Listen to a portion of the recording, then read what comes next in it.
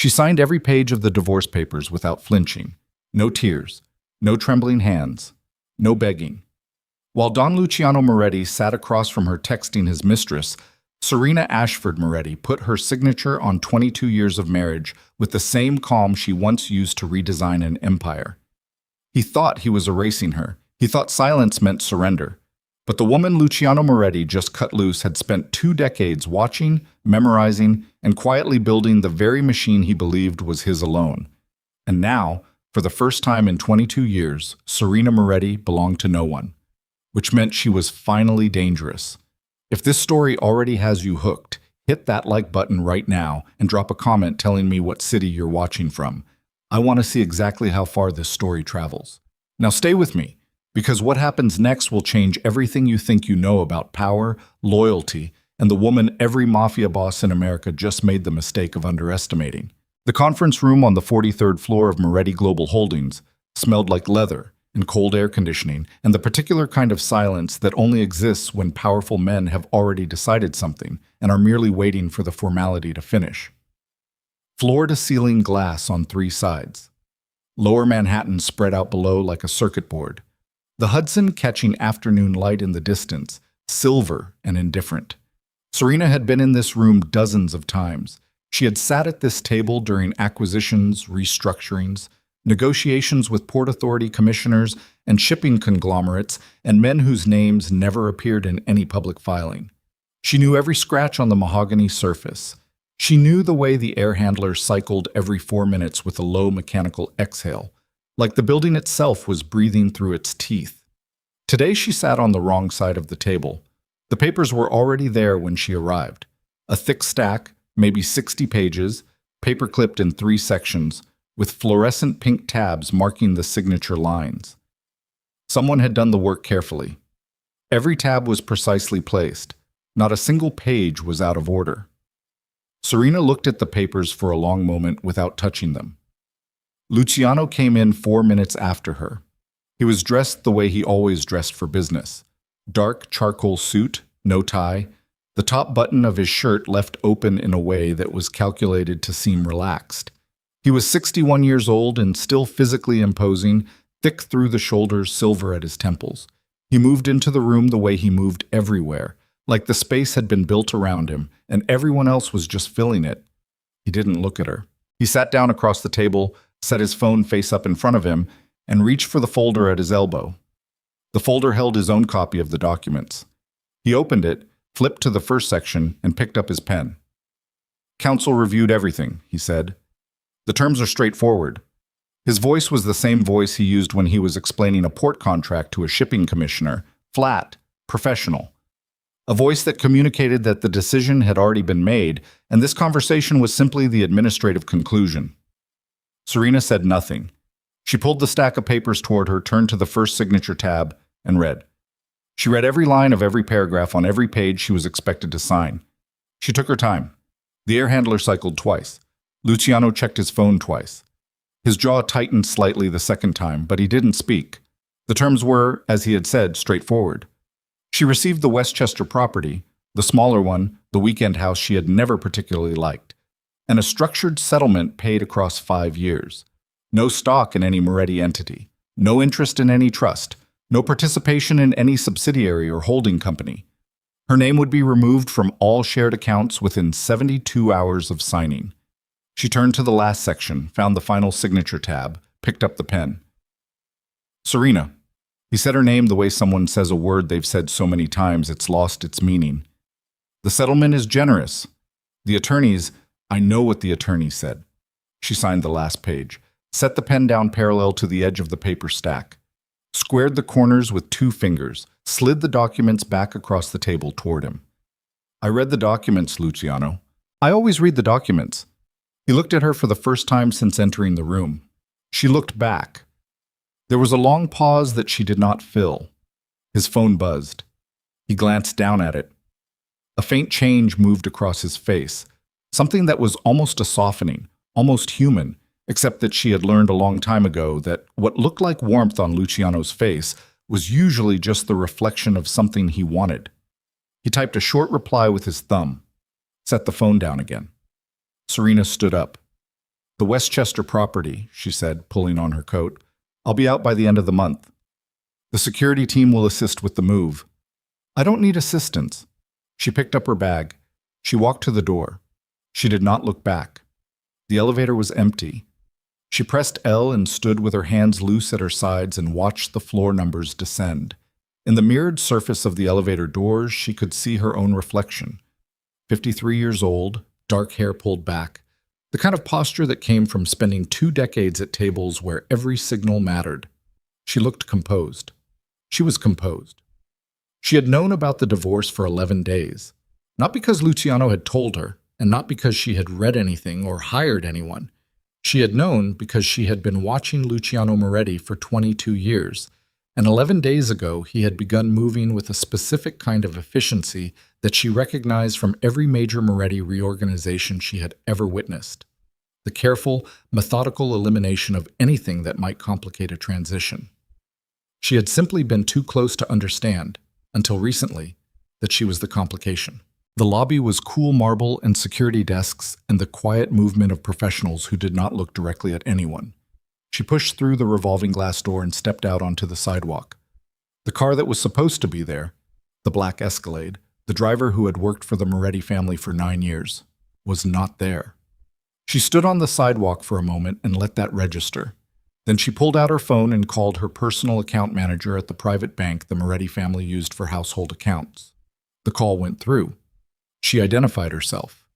There was a pause that lasted slightly too long, and then a voice told her that the accounts associated with her name had been placed under administrative review pending resolution of a legal matter and that she would need to contact the family's counsel to discuss next steps. She thanked the voice and ended the call. She tried the Access app for the Park Avenue penthouse, the home she had lived in for 16 years, the home where she knew the particular sound the elevator made on the 31st floor and the way the afternoon light came through the kitchen windows at 4 o'clock. The app gave her an error message. Access credentials not recognized. She put the phone in her coat pocket. Around her, Midtown Manhattan moved with its usual brutal indifference. Taxis, pedestrians, a food cart filling the air with the smell of roasting meat, a man in a delivery uniform who almost walked through her before she stepped aside. She stood on the sidewalk outside the building that housed the headquarters of the empire she had spent 22 years quietly helping build, with $70 in cash in her wallet and no place to go. And she did something that Luciano Moretti, with all his planning and all his precision, had not accounted for. She took a breath. Then she started walking. Eleanor Graves lived in a brownstone in the West 80s that smelled like old paper, and the specific kind of cleanliness that comes from living alone and maintaining standards anyway. She was 78 years old, small and angular, with white hair she kept short and eyes that missed nothing. She had spent 40 years as an attorney before retiring, and she had worked in a professional capacity with the Moretti family on 3 separate occasions in the early years. Legitimate work, nothing that had ever put her in a courtroom she didn't want to be in, but enough to understand the shape of the organization. She had also been, for the last 12 years, the person Serena Moretti called when she wanted to have a conversation that would not be remembered, monitored, or mentioned to anyone. Serena called her from a payphone 2 blocks from a midtown subway station. Eleanor answered on the second ring. "I need somewhere to stay tonight," Serena said. A pause. "Are you safe?" "Yes." "Come now." Eleanor opened the door before Serena reached the top step and looked at her for a moment. Really looked, the way Eleanor always looked at people, as if she was reading a document rather than seeing a face, and then stepped back to let her in. "Sit down," Eleanor said, already moving toward the kitchen. "I'll make coffee." "I don't need—" "I know what you need and don't need. Sit down." Serena sat down at the kitchen table.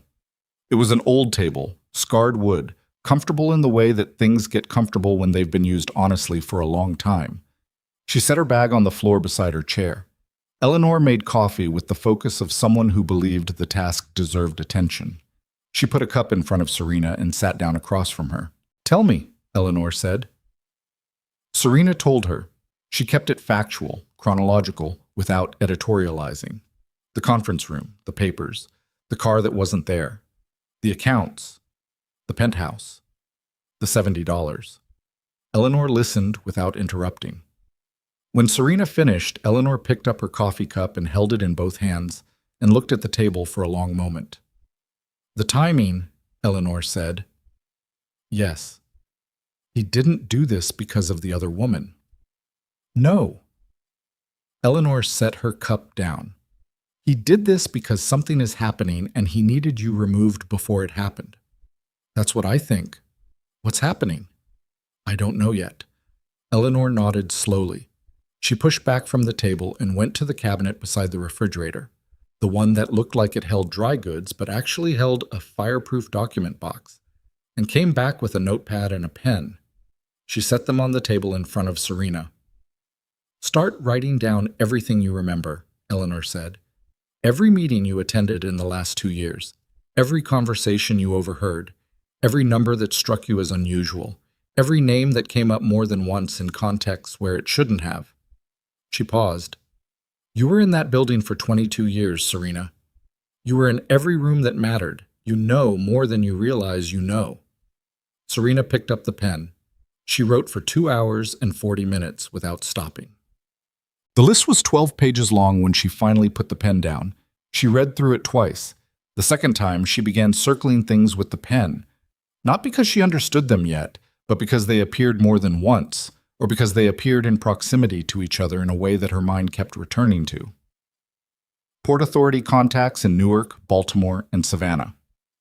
A shell company registered in Delaware called Adriatic Meridian, LLC, that had appeared in conversations she had been present for but never directly in any document she had seen. A reference to a timeline, one that had been discussed in terms of quarters, and that she had understood at the time to be about a shipping contract, but that now, thinking about it again, felt like it had a different kind of urgency. The Moretti family's biggest current operation was a port acquisition. She knew that much. She had known about it for approximately 18 months, in the way she knew about most large Moretti operations, through proximity, through context, through the particular vocabulary that surrounded certain conversations when Luciano thought she wasn't paying attention. $1 billion deal. Legitimate on its face. Multiple layers of holding companies. An infrastructure angle that would make it attractive to pension funds and sovereign wealth vehicles. And beneath that, if she was reading it correctly from the fragments she'd accumulated, something else. Something that made the legitimate deal necessary as cover. She had never asked. She had learned, over 22 years, that asking was not the mechanism. Watching was the mechanism. She was watching now. "Eleanor," she said. Eleanor was in the sitting room reading, and she came back to the kitchen doorway. "The Adriatic Meridian, LLC," Serena said. "Can you run that through your old legal databases tonight? Delaware registration, probably 2018 or 2019. Eleanor looked at her for a moment. "What am I looking for?" "I don't know yet. Just tell me what you find." She slept badly in Eleanor's spare room, in a bed that was slightly too soft, under covers that smelled faintly of cedar. She lay in the dark and looked at the ceiling and thought about the conference room and the papers, and the particular quality of Luciano's attention when he had looked at her, just that once, before glancing down at his phone. He had not looked at her the way a man looks at a woman he's leaving. He had looked at her the way a man looks at a problem he has just solved. She thought about that for a long time. At some point before 3 a.m, she fell asleep. Eleanor woke her at 7 with coffee and a look on her face that Serena recognized from the Times years ago, when Eleanor had called her with information about a legal matter, and the information had turned out to be more than either of them expected. "Adriatic Meridian," Eleanor said, setting the cup on the nightstand and sitting in the chair beside the window. "Registered 2019, Delaware LLC, single member, which means the ownership is shielded by default. The registered agent is a firm in Wilmington that represents about 40,000 companies, which tells you exactly nothing. But I have a friend who still works in commercial real estate law, and she has access to a transaction database I used to use. Adriatic Meridian appears as a co-investor in 7 separate port-adjacent real estate transactions across the eastern seaboard between 2019 and 2022. Eleanor paused. The lead investor in all 7 transactions is a holding company called Barranca Capital Group. Serena was quiet for a moment. "Barranca Capital," she said slowly. You've heard the name. Once, maybe twice. She was pulling at a thread in her memory. A dinner, 2 years ago, a conversation she had not been intended to hear, Luciano on the phone in his study with the door half open. Who's behind Barranca? Eleanor's expression was the expression of someone who has found what they were looking for and is not entirely pleased about it. That's where it gets complicated. The corporate structure is layered, but the name that keeps appearing in the beneficial ownership chain, when you follow it far enough, is connected to a group of investors with documented relationships with the Sinaloa cartel. The room was very quiet. Serena picked up the coffee cup. Her hand was steady. "The port deal," she said. "If Moretti's port acquisition involves Barranca Capital as a financing partner," Eleanor said carefully, "then the structure you're describing isn't just a real estate deal. It's a laundering operation, at a minimum." Serena looked at the ceiling. She thought about the timeline language she had heard in those conversations. Thought about the careful, methodical precision with which everything had happened yesterday. The papers, the accounts, the penthouse, the car that wasn't there. The way Luciano had not looked at her until the last possible moment, and then had looked at her like a calculation. He had needed her removed before this came out. That was the simple version, but there was something else underneath the simple version, something she hadn't reached yet. "Eleanor," she said, "the strategic framework I built in 2014, the logistics integration model." Eleanor frowned slightly. "The document you described to me once. The one you said you'd given to Luciano after spending 8 months developing it. He used it to restructure the entire Moretti shipping operation." Serena's voice was very even. "It tripled their East Coast market share in 4 years. It became the operational backbone of everything they built afterward." She set the coffee cup down on the nightstand with a small, precise click. "He never credited me. Never mentioned my name in any presentation, any board discussion, any external negotiation. He presented it as his own strategic vision." "You told me that years ago," Eleanor said quietly. "You said you'd accepted it." "I accepted it," Serena said, "because I was inside the structure, and fighting the structure from inside the structure is the least efficient possible approach." Eleanor was watching her. "But I'm not inside the structure anymore," Serena said. Basen. The envelope arrived at Eleanor's brownstone at 11:15 that morning. No return address. Postmarked local, which meant it had been mailed within the 5 boroughs within the last 48 hours, which meant whoever had sent it had done so before Luciano served her the papers, or had somehow known in advance that she would end up here. She stood in Eleanor's front hallway and held the envelope for a moment before opening it. Inside was a single card. Heavy cream stock, no printed letterhead, 3 lines of text written in a clean architectural hand. "You already know the building is structurally compromised. The only question is whether you're going to stand inside it when it falls. MDL."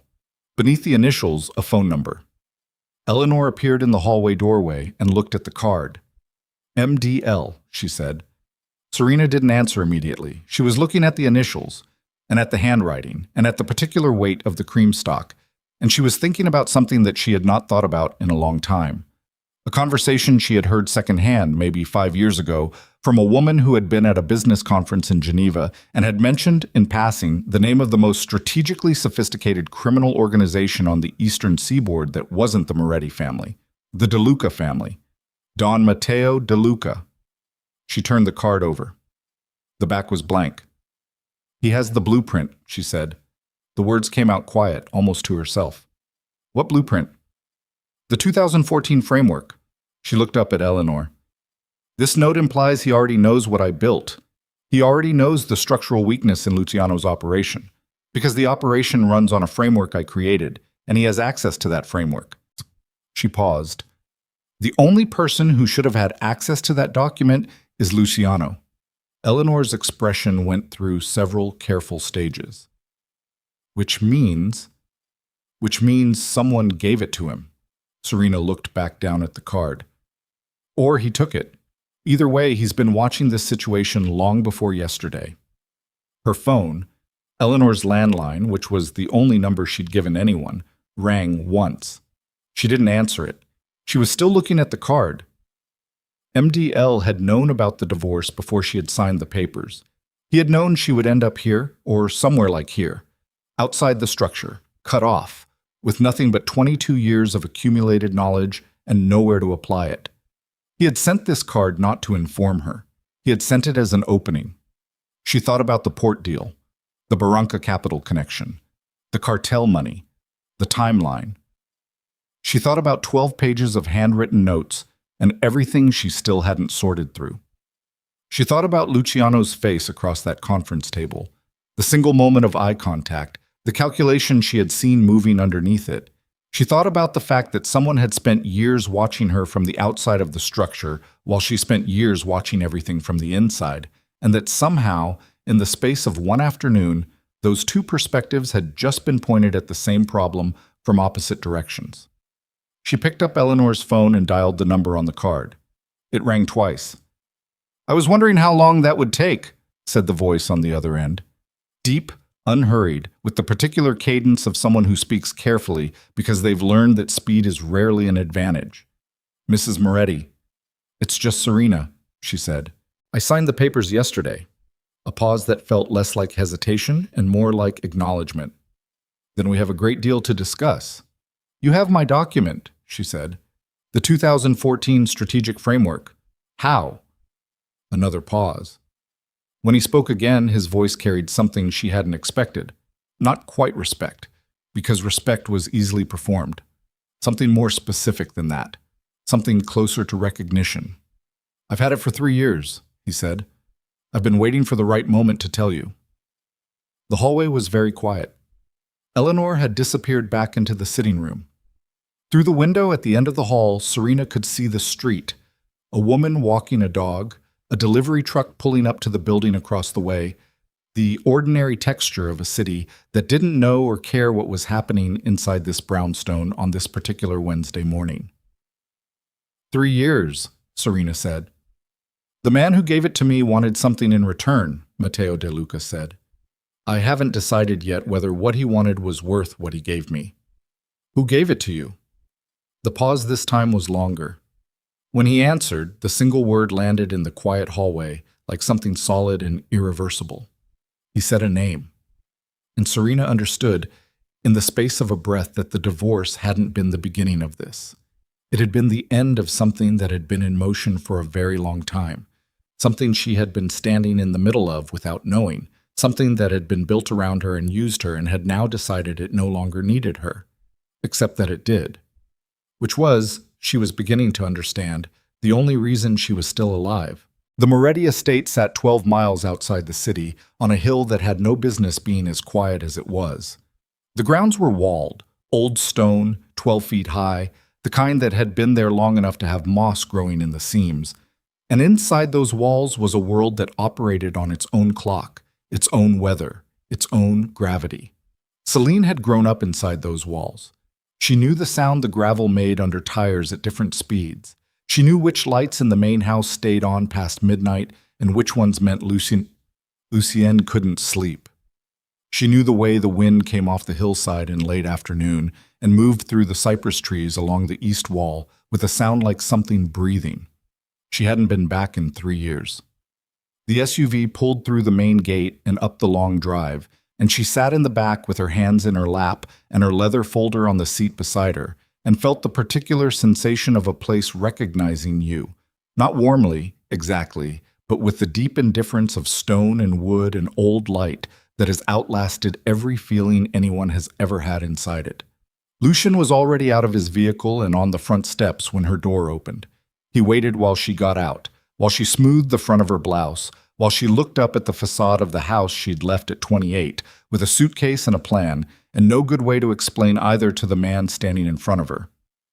"You look tired," he said. "I'm fine," she said. "I didn't say you weren't fine. I said you looked tired." She met his eyes. His face had more lines in it than she remembered, but his eyes were the same, dark and still and carrying that quality of attention that made you feel like you were being read rather than looked at. "Come inside," he said. The study was exactly as she'd left it. That was the thing about Lucien. He didn't rearrange. He didn't renovate. He made a decision about where a thing belonged and it stayed there. And there was something in that quality that she had spent years deciding was either strength or stubbornness, and had eventually concluded was both. He poured 2 glasses of water from the carafe on the sideboard, not because either of them was particularly thirsty, but because it gave his hands something to do, which meant he was working up to something, and set one in front of her where she sat across from his desk. He remained standing. He moved to the window and stood with his back to her, looking out at the grounds. 3 years, he said. 3 years, she agreed. You could have come out at any point. I made that clear when you went in. I know. Then why didn't you? She picked up her water glass, set it back down without drinking from it. Because it wasn't done, she said. He turned from the window then, and his face had the expression she'd seen on it maybe a dozen times in her life. The expression that meant he was holding something in with deliberate effort. Not anger, exactly. Something older than anger. Do you know what it is, he said carefully, to sit in this house for 3 years knowing you're in that man's home, knowing what he is, what he runs, and not being able to... He stopped. His jaw moved once. I had 4 separate opportunities to end Ashcroft's operation cleanly. 4. And every time I had to make the decision not to, because you were inside it and I couldn't guarantee your position wouldn't be, Lucien, I'm telling you something. I know what you're telling me. She kept her voice even. And I'm telling you it had to be this way. If you'd moved against him before I had everything, he would have burned the records, relocated the assets, and rebuilt somewhere we couldn't reach. We needed all of it, not most of it, all of it. He looked at her for a long moment. Did you get all of it? He said. She reached into the leather folder and set a single encrypted drive on the desk between them. Every ledger, she said, every shell account, every political payment, every officer on his payroll, every offshore structure going back 9 years. I have the original transaction records and 3 separate backup encryptions stored in locations that aren't connected to this estate or to me. She paused. It's done. Lucien looked at the drive. He didn't touch it. And the NDA you signed this morning, he said, covers what I know about his domestic affairs, she said, his spending habits, his personal conduct. It says nothing about financial documentation I may have come into possession of through entirely separate channels. She let the smallest pause develop. Francis reviewed the language very carefully before I signed. Something moved in his face. It wasn't quite a smile. It was the expression of a man who has trained himself not to feel relief until he's verified all the variables, and who is in the process of verifying. Your attorney, he said, knows only what she needs to know. He exhaled, a single long breath through his nose. He came back from the window and sat down heavily in his chair, which was the most unguarded thing she'd seen him do in the entire hour she'd been in his presence. There are things that happened while you were inside that I need to brief you on, he said. I know about most of them, she said. He looked at her. The sand situation, she said. I know. The silence that followed was a different quality of silence than the ones before it. Damien's office occupied the entire 32nd floor of the Ashcroft Capitol building downtown. Floor-to-ceiling windows on 3 sides, the kind of view that cost more per square foot than most people's apartments. He'd designed it himself, or rather had paid an architect $300,000 to implement a design he'd described in a 45-minute meeting, and the result was a space that communicated, without ambiguity, that the person who worked here believed the city existed to be looked down at. He was standing at the north window when Marcus Cole knocked and entered without waiting. Marcus was his head of security, ex-military, economical with words, loyal in the specific way that people who are paid very well for loyalty are loyal, which Damien had always known was not the same as the other kind, but had, until recently, believed was sufficient. Reyes is gone, Marcus said. Damien didn't turn from the window. Reyes was the name of the man who had run the financial routing operation for Damien's subsidiary network for 7 years.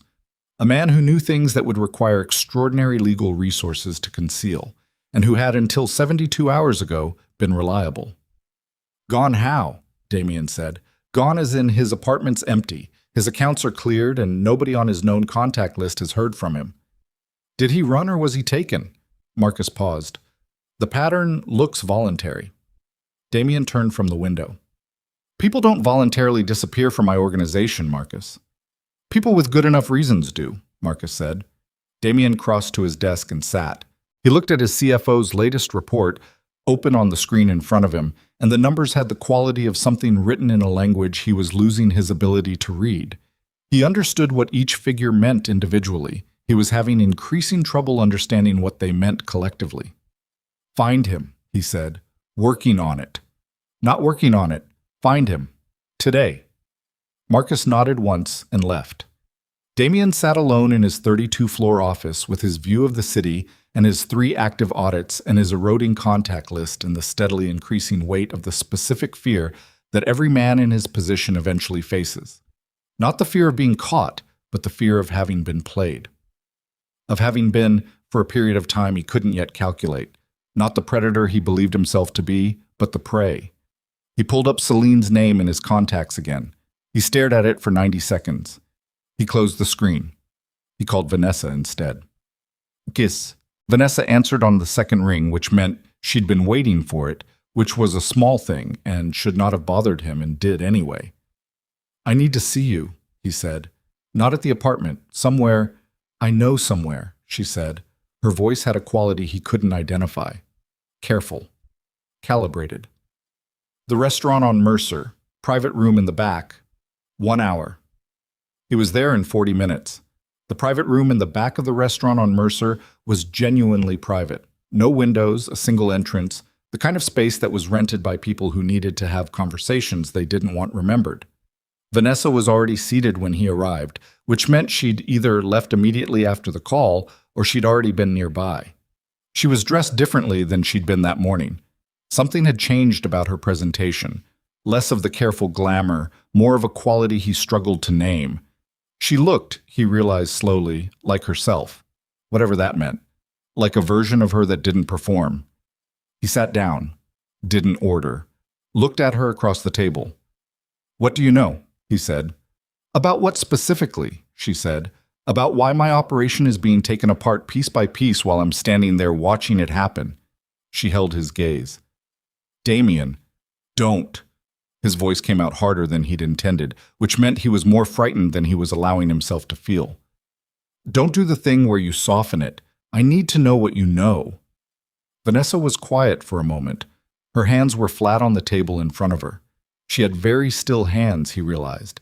He'd never noticed that before. The kind of stillness that isn't natural but learned. I think, she said slowly, that you need to seriously consider the possibility that someone you trusted completely had access to everything. I know that already, he said. What I don't know is who. She looked at him. There was something in her eyes that he'd seen before. He was certain of it, and hadn't registered the first time because he hadn't been looking at her eyes. Not really. Not the way you look at something when you're trying to read it. He'd been looking at her the way he looked at most things in his life. Appreciatively, acquisitively, without depth. Celine, he said. I don't know anything for certain, Vanessa said. Stop. His hand came flat on the table. Stop being careful. I'm not recording this. I don't have a lawyer in the room. I need to know what you actually know. Vanessa was quiet for 5 seconds. He counted them. I found something, she said. 8 months ago, in the secondary office files, the ones in the house. Damien's chest went very still.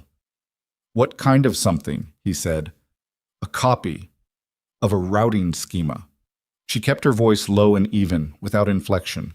For the Cayman structure, with annotations. She paused. In her handwriting. The sound in the room was the sound of blood moving through his own head.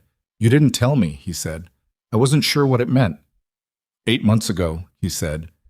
You found this 8 months ago, and you didn't tell me.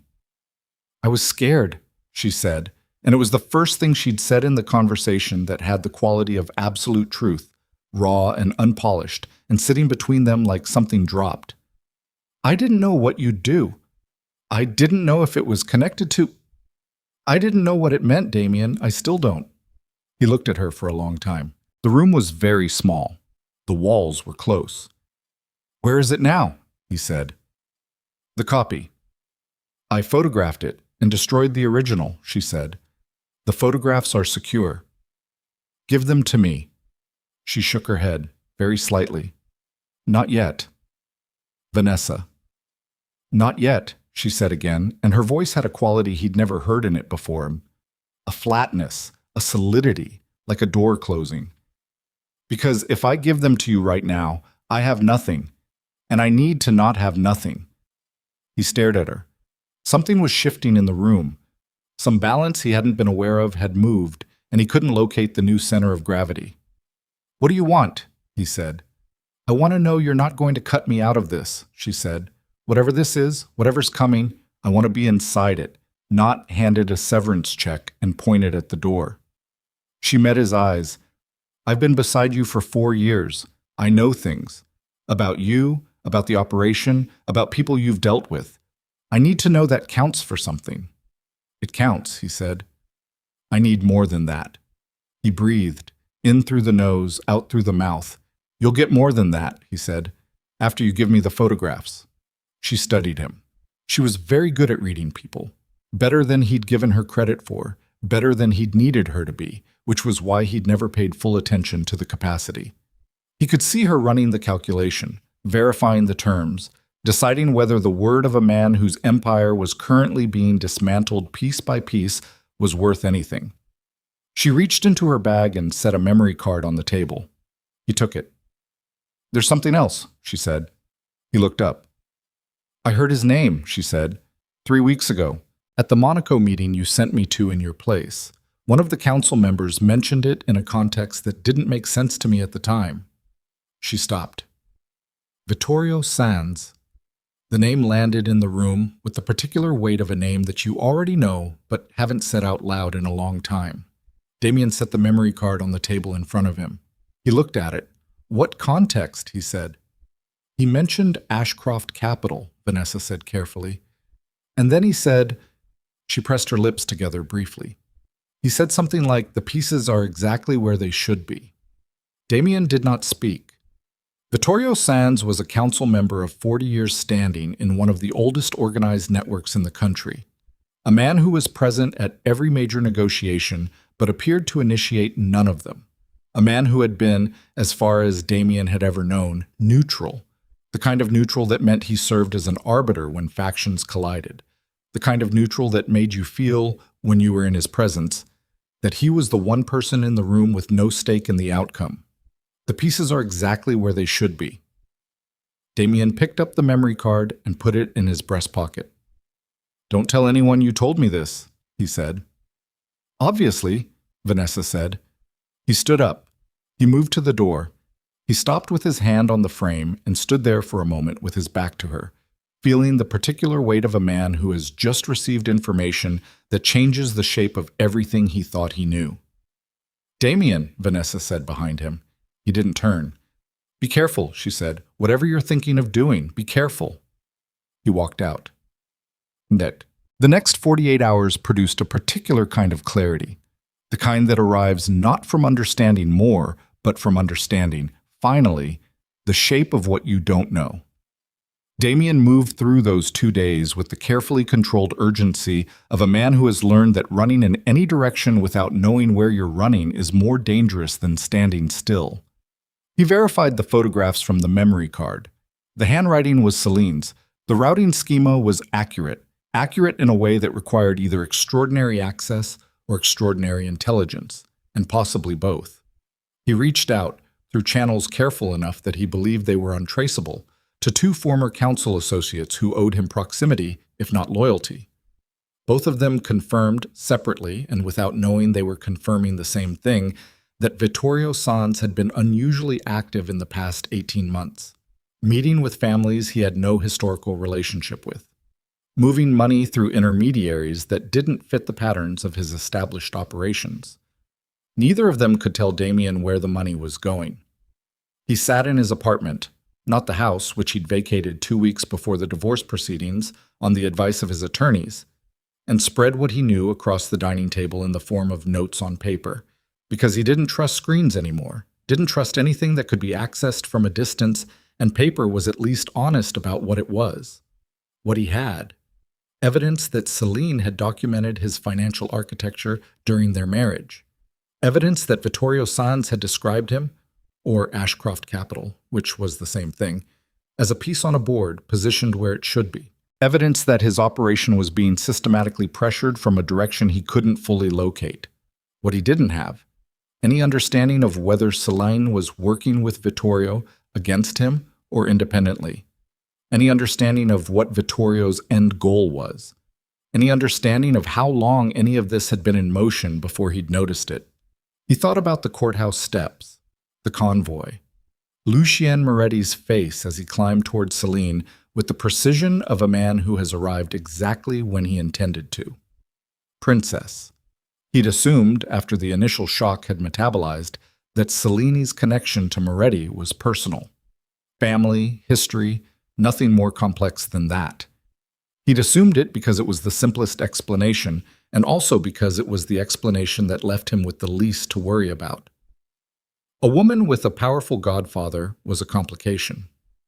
A woman who had been placed inside his operation as an intelligence asset was something else. He stared at the notes on his dining room table. He was not a man who admitted being wrong easily. It cost him something physical, a tightness in his chest, a heat behind his eyes, to sit in this apartment and allow himself to see, clearly and without qualification, the shape of what had actually been happening. He had not been running his operation. He had been running an operation that someone else had designed, populated, and arranged. He had been the chief executive of a structure whose real architecture had been invisible to him because he had been too arrogant, too certain of his own centrality to look at the walls and ask who had actually built them. His phone buzzed. Marcus. He answered. "We found Reyes," Marcus said. "Where?" A pause that lasted one beat too long. "Hospital," Marcus said. "Midtown General. He was brought in this morning. Someone worked him over pretty thoroughly." Damien stood up from the table. "Is he conscious?" "He was. He's asking for you specifically." "Why?" He said.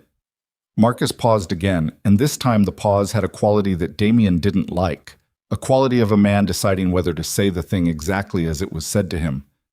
"He said he has something you need to know about Vittorio Sans, and he said to tell you it can't wait." Damien looked at the notes spread across his dining room table. At the paper, the handwriting, the shape of a trap he'd been living inside without knowing it. "I'm on my way," he said. He was 6 blocks from the hospital, moving through evening traffic in the back of an unmarked car with Marcus in the passenger seat, and the particular sensation of convergence, of multiple invisible currents meeting in a single point, pressing against the inside of his chest, when his phone lit up with a number he didn't recognize. He stared at it for 2 rings. He answered.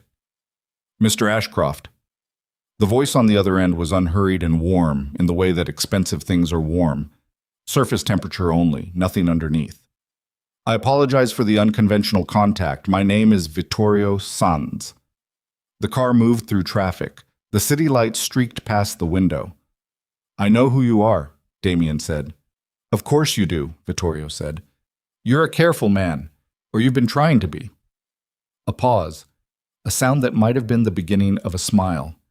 "I'd like to meet. Tonight, if possible. There are things happening around you that you deserve to understand, and I believe a conversation between us, direct, without intermediaries, would benefit both parties considerably." Another pause. "I think you'll find, when you hear what I have to say, that we have more aligned interests than you currently believe." Damien watched the city move past the window. He thought about Reyes in a hospital bed, about Vanessa's careful face across a restaurant table, about a routing schema in a leather folder and 3 years of a marriage he'd never once tried to see clearly. "Where?" he said. Vittorio gave him an address, a warehouse district near the waterfront, an area that had been industrial once and was now the particular kind of empty that comes after industry has moved on. Buildings still standing, purpose evacuated. A place that was chosen, Damien recognized with the cold certainty of a man who has chosen similar places himself. specifically because it was difficult to approach without being seen and difficult to leave quickly. "Tomorrow evening," Vittorio said. 9 o'clock. The car stopped at a red light. Marcus had gone very still in the passenger seat, in the way that trained men go still when they're listening hard. "I'll be there," Damien said. He ended the call. Marcus turned in his seat. His face was a professional blank. "That was Sans," Damien said. It wasn't a question. Marcus had heard enough. "Yeah," Marcus said. "He wants to meet." "I heard." Damien looked out the window. A woman was crossing the street in front of them with a briefcase and an expression of absolute preoccupation, the face of someone moving through their own life too fast to look up. "What do you think?" Damien said. "I think," Marcus said carefully, "that a man who's been moving against your operation for months doesn't call you directly and ask for a meeting unless he's either very confident or very desperate." "Which one is he?" Marcus was quiet for a moment. "That's the question, isn't it?" he said. The light changed. The car moved forward. Damien put his phone in his pocket and felt, with a clarity that was almost physical, the precise moment when the last door out of a situation closes behind you. Not with a slam, but with the quiet, definitive click of a lock engaging. He was going to that meeting. He already knew it.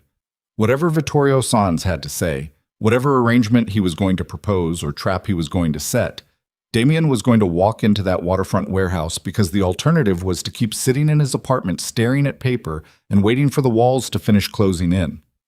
He was done waiting. The problem was that somewhere across the city, in a house behind stone walls on a quiet hill, a woman he'd spent 3 years never once truly looking at was also done waiting, and she had started moving first. Luciano putting her name on the agenda of an Eastern Seaboard sit-down was not a threat. It took her until 3 a.m. to understand that, sitting in the Long Island City building with Matteo's documents spread across a conference table and a cold cup of coffee at her elbow, Matteo had gone home at midnight after extracting her agreement to not make any unilateral decisions before they spoke in the morning. She had agreed, which was not the same as intending to honor the agreement, but she had said the words and he had accepted them and left. And now she was alone with 8 months of Marco Setti's intelligence files, and the particular quality of quiet that exists in office buildings at 3 a.m. when the HVAC is the only thing moving. A threat would have been a phone call. A threat would have been the man with the camera outside Eleanor's building escalating to something more direct.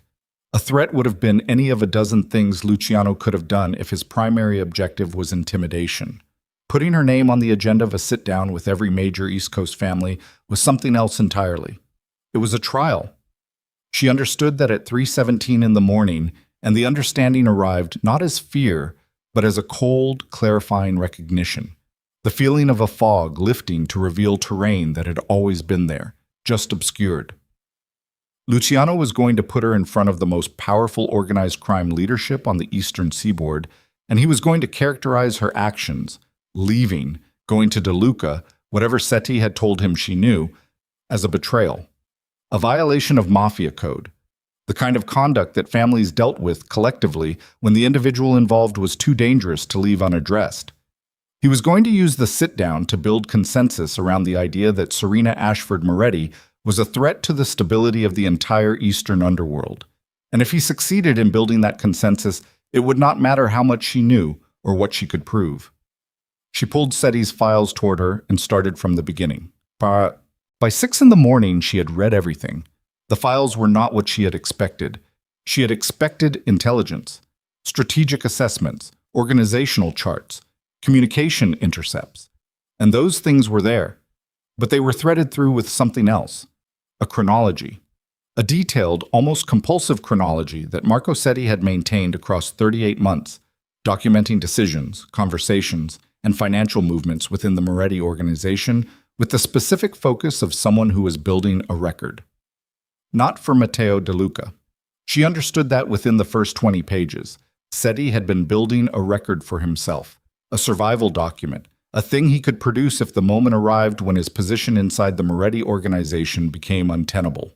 And threaded through that chronology, appearing again and again in the margins of meeting summaries and financial breakdowns, were references to a name she had not encountered before. Not Luciano. Not any of the Moretti captains or lawyers she recognized, a name she had to look up in 3 separate sections of the files before she understood who it referred to. Isabella Varga. The files described Isabella Varga as Luciano's intelligence chief, a position Serena had not known existed, because it was not the kind of position that appeared in any organizational chart or was discussed at any meeting she had ever attended.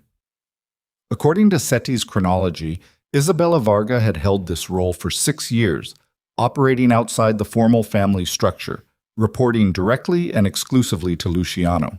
Her function, as Setti described it, was the collection and management of intelligence on everyone within the Moretti organization's orbit. Captains, lawyers, financial advisors, business partners, and family members. Family members. Serena stopped reading. She looked at the wall for a moment. Then she looked back down at the page. Setti's notes on Isabella Varga included a single reference that was dated 14 months ago and was written in the cramped, slightly pressured handwriting that appeared whenever Setti was recording something that disturbed him. The reference described a meeting he had witnessed between Luciano and Varga, in which Luciano had instructed Varga to expand her surveillance mandate to include monitoring of Serena's activities, communications, and external relationships. 14 months ago, 8 months before the divorce. She read the reference 3 times. Then she turned to the next page, and the page after that, and she read Setti's subsequent notations about what Varga's surveillance of Serena had produced. The notations were sparse. Setti had not had direct access to Varga's reports, only secondhand knowledge of their existence and general content, but they were enough to draw a shape. Luciano had known about Eleanor Graves for at least a year. He had known, because Varga had told him, that Serena maintained a relationship with Eleanor outside of any Moretti-connected context. He had known about the conversations they had, the careful, unrecorded conversations that Serena had believed were safe precisely because Eleanor was not connected to anyone or anything in the Moretti world. Which meant the divorce had not been a contingency that forced her to Eleanor's doorstep. It had been designed to put her there. She stood up from this table, walked to the window, stood with her back to the room and looked out at Long Island City in the pale early morning light. The industrial buildings, the water in the distance, the sky beginning to lighten in the east with the particular gray-pink of a summer dawn. She thought about the envelope. The card with the 3 lines of text and Matteo De Luca's initials, delivered to Eleanor Graves's brownstone the morning after the divorce. She thought about how Matteo had said he sent it. She thought about how he had said he had a contact inside the Moretti building who had told him what happened after the papers were signed, that the security team stood down, that she left alone. She thought about the timing. The card had been mailed locally within the previous 48 hours, which meant it had been mailed before the divorce, before she signed the papers, before she walked out of the Moretti building alone and went to Eleanor's. Someone had mailed that card knowing she would end up at Eleanor's address. Someone who knew Luciano's plan for the divorce and knew where Serena would go when it happened. Someone who had decided, before the divorce occurred, to use that moment to point her toward Matteo De Luca. She turned around from the window. There was a name for that person. She had just read it in Setti's files. Matteo arrived at 7:40. He came in through the back entrance, which she had not known existed until she heard his footsteps in the hallway, and he appeared in the conference room doorway looking like a man who had slept 4 hours and decided it was sufficient. He looked at her face and stopped. "What did you find?" he said. "Isabella Varga," she said. "Tell me about her." Something moved in Matteo's expression. Not guilt, exactly. He was too controlled for guilt to show cleanly, but a specific kind of stillness that she recognized as the stillness of a man who has just been asked a question he expected but hoped would arrive later. "Sit down," she said. "Serena. Matteo." Her voice was very even. "Sit down." He came into the room and sat down at the table. He did not reach for any of the documents spread across it. He looked at her and waited. "Isabella Varga has been Luciano's intelligence chief for 6 years, Serena said. She monitored my activities for the last 14 months on his direct instruction. She knew about Eleanor Graves. She knew about every external relationship I maintained outside the Moretti structure. She paused. The card that arrived at Eleanor's brownstone the morning after the divorce, the one with your initials, was mailed before the divorce happened, before I signed the papers, before I went to Eleanor's. She looked at him. Someone who knew exactly where I would go told you where to send that card. Matteo held her gaze. Yes. It was Varga. A pause. Yes. The room was quiet. She works for you, Serena said. She worked for Luciano for 6 years, Matteo said carefully. During that time, she established contact with my organization approximately 2 years ago. The relationship has been managed carefully. She's been feeding you intelligence from inside Luciano's intelligence operation. Yes. While simultaneously feeding Luciano intelligence about me. The surveillance mandate on you came from Luciano. She had no choice but to execute it, but she managed what she reported to him and she flagged the divorce timeline to me as soon as she became aware of it. Serena pressed her fingers against the edge of the table. She could feel her own pulse in her fingertips. Not rapid, not panicked, but present, insistent. The body's reminder that this was real and was happening now and required her full attention. She's the one who sent the anonymous messages, Serena said. The voice messages on the secure line. Yes. You knew. I knew. You didn't tell me. I was protecting her position. If you knew the source of the intelligence, there was a risk, small, but real, that something in how you operated would signal awareness to Luciano's people. So you made the decision to keep me in the dark about the person who was most directly monitoring my movements and feeding intelligence to both sides of this situation. To protect the intelligence source, yes. She looked at him for a long moment. The morning light had strengthened outside the window, and it fell across the table at an angle, illuminating the documents and the cold coffee cup and the particular quality of Matteo De Luca's face when he was maintaining composure under direct pressure. Very still, very focused, the kind of stillness that was not calm, but was a managed version of the opposite of calm. How much of what has happened in the last 3 weeks was constructed, she said. He didn't answer immediately. Matteo. Her voice had an edge to it now, not loud. She did not need volume. How much of this was constructed? The approach was designed, he said. The card, the timing, the restaurant meeting. Those were designed using intelligence Varga provided about your situation and your likely responses. He paused. The offer I made you was genuine. The work you've done here is genuine. The threat Luciano's operation represents is genuine. I did not manufacture the situation. I designed an approach to a situation that was already in motion. There's a difference between those things, she said. Yes, there is. You used Isabella Varga's surveillance of me, surveillance that Luciano ordered, to engineer my arrival at your organization. I created the conditions under which you might choose to come to me. I didn't compel you. She stood up from the table. She walked to the window again and stood with her back to him and her hands at her sides and breathed. The thing about rage she had learned over 22 years was that it was only useful if it was directed. Undirected rage was noise. Directed rage was leverage. The question was not whether she was furious. She was, the kind of cold, structural fury that had no heat in it, that felt less like fire and more like something architectural being stress-tested to its limits. The question was what she was going to do with it. She thought about Luciano's conference table. She thought about the pink tabs on the divorce papers. She thought about a car that wasn't there, accounts that were frozen, a penthouse door that wouldn't open. She thought about the 12 pages of notes she had written in Eleanor's kitchen, and the name Marco Setti, and the conversation in a Tribeca restaurant, and 3 weeks of genuine work she had done that had produced a 30-page strategic assessment, and the feeling, for the first time in longer than she could precisely remember, that her intelligence was being used in a context that acknowledged it as hers.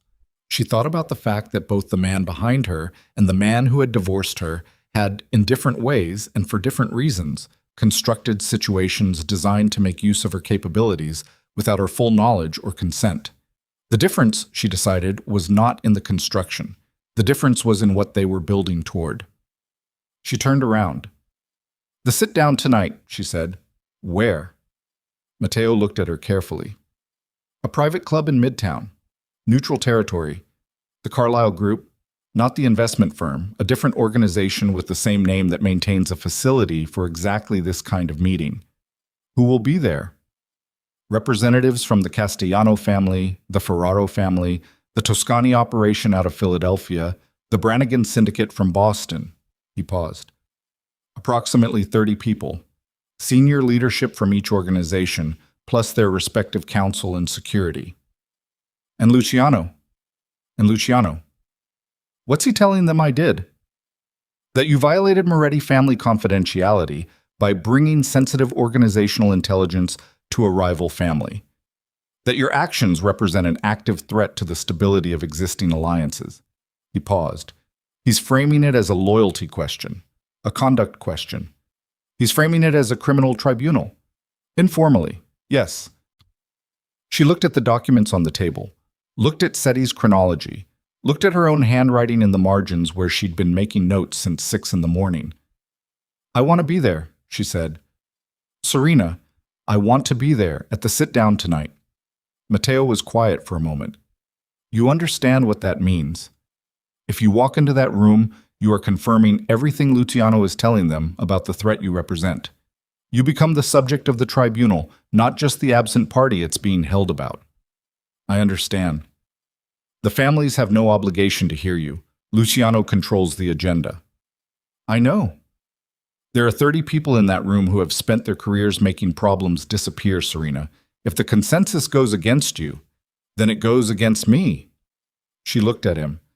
But I built the strategic framework that every single operation in that room has been using for the last 10 years, and most of them don't know it came from me, and I intend to tell them. He said. Matteo made 3 calls. The first was to his own counsel. The second was to a contact at the Carlyle facility to confirm his organization's representation at the evening meeting. The third was to a number he dialed from memory, which he made from a separate room while Serena read through the rest of SETI's files. She did not know who the third call was to. She filed that away. At 10 in the morning, Matteo came back into the conference room and told her that Isabella Varga had requested an in-person meeting, that Varga was, at that moment, in a car on the way to the Long Island City building, that she had specifically requested to speak with Serena directly. Serena looked up from the files. How long has she been planning to make contact? Since the divorce, Matteo said. She's been waiting for the right moment. Everyone has been waiting for the right moment, Serena said. Apparently my life is a series of moments other people have been calculating. Matteo had the grace not to respond to that. Isabella Varga arrived 20 minutes later. She was 44 years old, younger than Serena had expected, younger than 6 years in an intelligence role for the Moretti family suggested, with the particular physical quality of someone who has spent years making themselves easy to overlook. Medium height, dark hair pulled back simply, clothes that were professional but undistinguished. She moved through the room the way people move when they have been trained to move. Efficiently, without excess gesture, taking in the space without appearing to. She shook Matteo's hand without warmth and looked at Serena with an expression that contained a number of things happening simultaneously, none of which were simple. Mrs. Moretti, she said. Serena said. I signed the papers. Something shifted in Varga's expression. Almost, not quite, a smile. Serena. She sat down across from her at the conference table. Matteo sat at the end of the table, outside the direct line between them, and said nothing. You've been monitoring me for 14 months, Serena said. Yes? On Luciano's instruction. Yes. What did you report to him? Selectively accurate information, enough to satisfy his requirement for surveillance without giving him anything that would significantly alter his decisions about your situation. What does that mean specifically? Varga folded her hands on the table. Her hands were very still. It means I told him you met regularly with an elderly attorney named Eleanor Graves for what appeared to be social visits. I did not tell him that those meetings involved substantive discussion of Moretti financial structures. She paused. I told him you had no external professional relationships or organizational contacts. I did not tell him that I was aware you had been independently analyzing Moretti financial records for approximately 8 months before the divorce. Serena was very still for a moment. Say that last part again. You knew about the port deal, not the full architecture.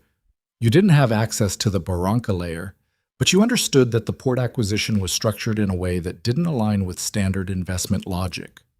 You started pulling the thread about a year ago. Varga looked at her steadily. I know, because I was reading your handwritten notes.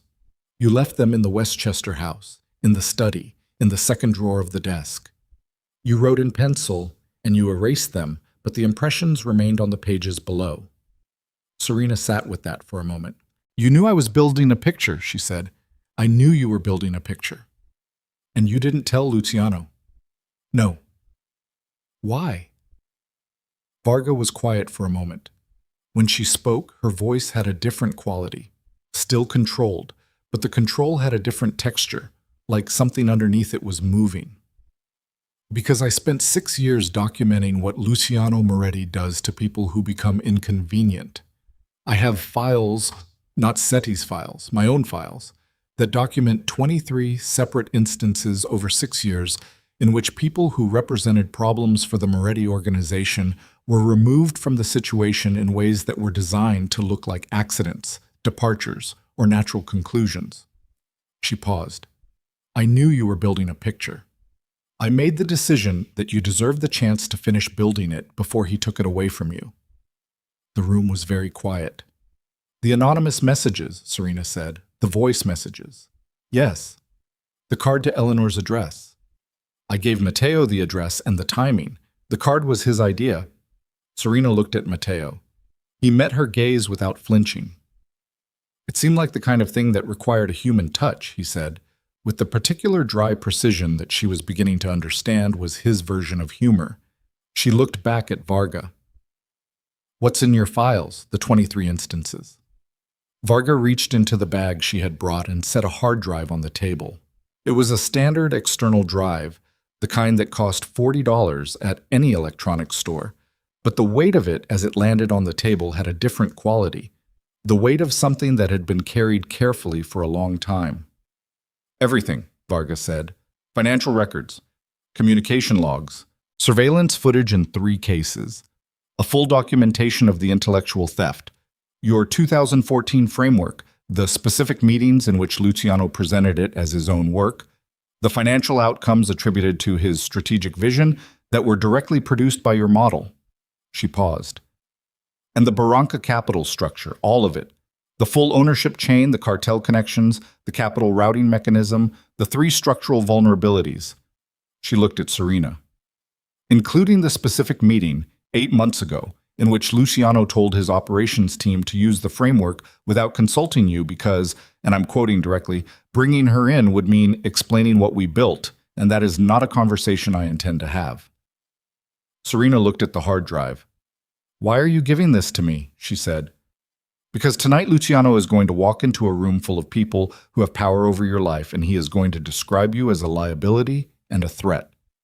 And he is going to do it using a version of events that is constructed to make you look like a bitter, reckless woman who betrayed her family in a divorce dispute. Varga's voice remained level, but the thing moving underneath it had gotten closer to the surface. I spent 6 years watching him construct versions of events. I have everything he doesn't want you to have. And I am giving it to you because I am tired of watching the construction. Serena looked at the hard drive for a long moment. Then she picked it up. Tonight, she said, the Carlisle facility. Can you get me into the room before Luciano arrives? Varga looked at Matteo. Matteo looked at Serena with the expression of a man reassessing a calculation he had believed was complete. I can get you in, Varga said. But once you're in, I know, Serena said. I know what it means once I'm in. She spent the afternoon preparing, not rehearsing. She did not work from scripts. She worked from structure. She built an argument the way she built financial models. From the architecture outward, establishing the foundational logic first, and then deriving every subsequent point from it so that the whole thing held its shape regardless of which direction it was interrogated from.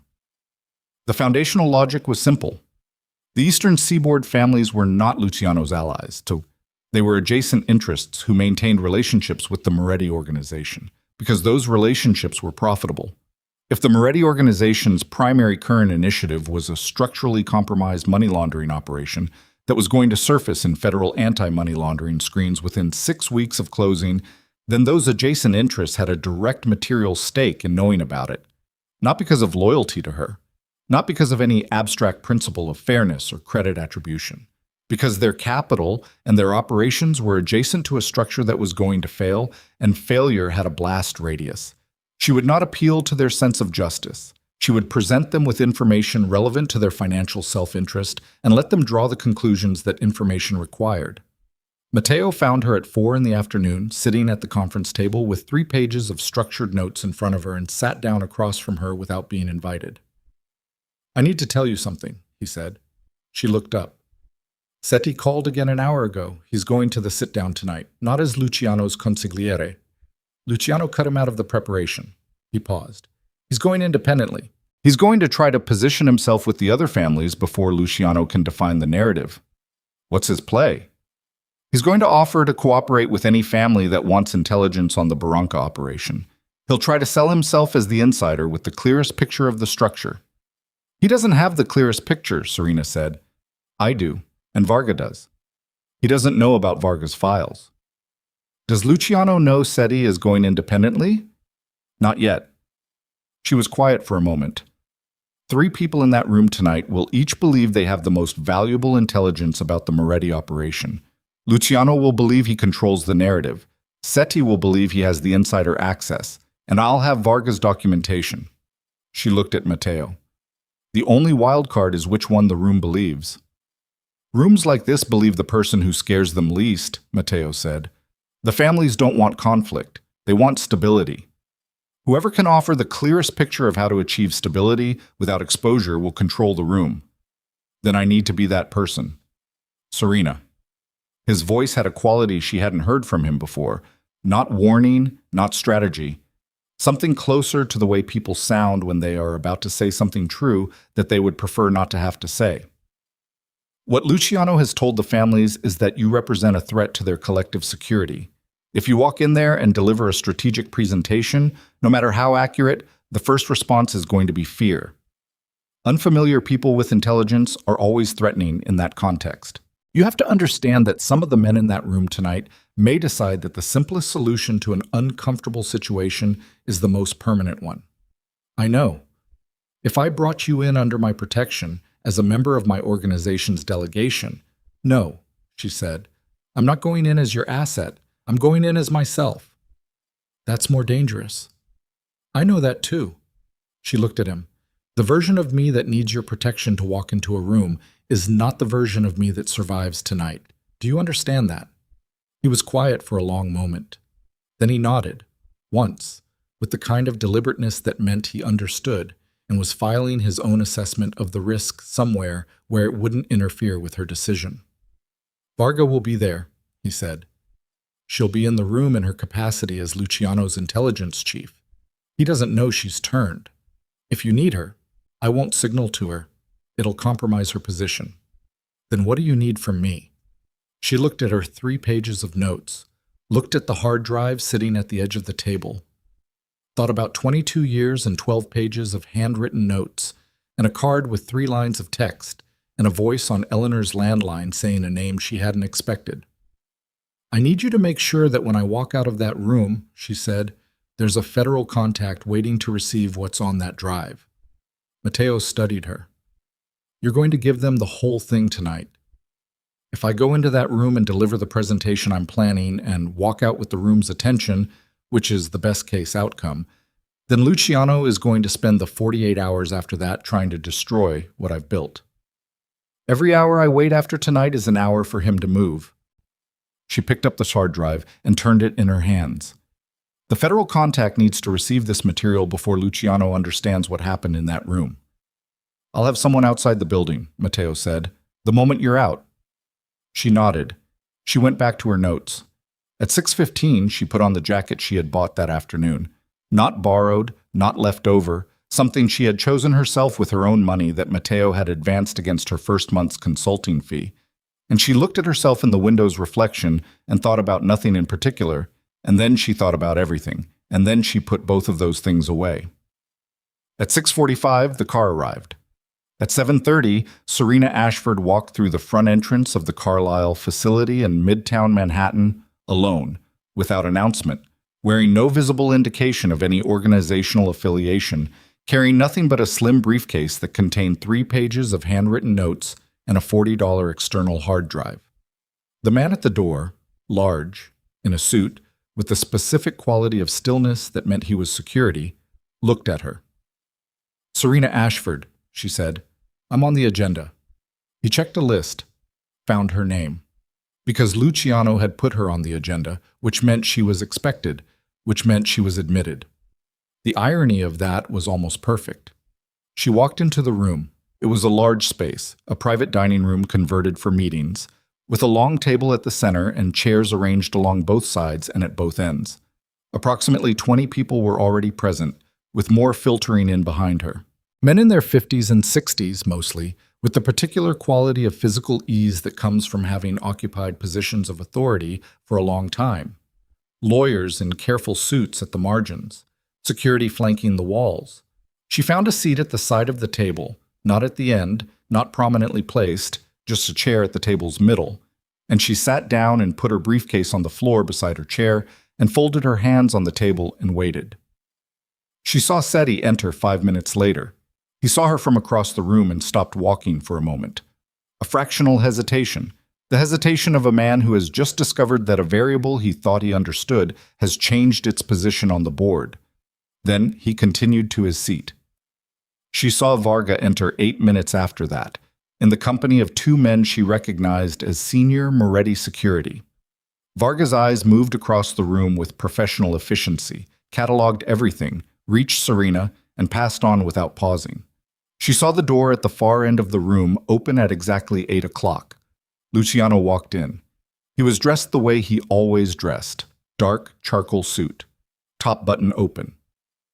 The particular quality of movement that announced itself as occupying every room it entered. He came through the door with 3 men behind him, and his attention already sweeping the table for the shape of the room, the alignments, the faces that would tell him what he needed to know about the mood before anyone spoke. His eyes reached her. He stopped moving. For 3 full seconds, Don Luciano Moretti stood still in the doorway of the Carlisle facility's private room and looked at his ex-wife sitting at the table as if she belonged there, and the calculation she had seen in his face in the conference room on the 43rd floor, the calculation she had thought, in that moment, was the look of a problem being solved, was back, but it was different now, because in the conference room he had been solving a problem. Right now, looking at her across this room, he understood that the problem had not been solved. He crossed to his chair at the head of the table and sat down. He did not look at her again. The room settled. The ambient noise resolved into the particular quality of silence that exists in rooms full of powerful people when something unexpected has introduced itself into a situation that was supposed to be controlled. A man at the far end of the table, white-haired, heavy-set, who she identified as Vincent Ferraro by the positioning of his people, spoke first. "I was told this was a closed meeting," Ferraro said. His voice was the voice of a man accustomed to rooms that arranged themselves around his preferences. "I wasn't told we'd have outside guests." "She's not outside," Luciano said. His voice was controlled. The control was visible like a surface under tension. She's been mentioned in the agenda. I listed her name." "You listed her name as a subject," said another voice, someone she couldn't immediately identify from the Boston contingent. "That's different from a participant." "It's exactly right," Serena said. Every head in the room turned toward her. She had spoken at a normal conversational volume, without emphasis, but the quality of the silence after the word right was something she recognized from 2 decades of rooms. The silence that exists when someone says something at the precise moment that the room has been waiting, without knowing it, for someone to speak. "I am the subject of tonight's agenda," she said, "and I'd like to address the agenda directly, if this group is willing to give me the floor for approximately 40 minutes. She looked around the table, not at Luciano, not at Seti, just at the room. "What I have to tell you affects every organization represented here, not in the abstract, materially, financially. In terms of federal exposure. She paused. I think 40 minutes is a reasonable investment of your time before you make any decisions about me or about anything else that's being presented to you tonight. The room was quiet. Ferraro looked at Luciano. Luciano's jaw was set and his hands were flat on the table, and he was looking at her with an expression she had never seen on his face in 22 years of marriage. Not anger, not calculation, not contempt. Something that was all of those things underneath a surface of something else, something she needed a moment to identify. Fear. He was afraid of her, not of what she might do physically, not of anything immediate. Afraid of what she was about to say. Afraid of the $40 hard drive in the briefcase beside her chair. Afraid, she understood, of the thing he had spent 8 months and an entire military precision divorce operation trying to prevent, the moment when Serena Ashford opened her mouth in a room full of people whose opinions mattered and told them the truth. I'll hear it, Ferraro said.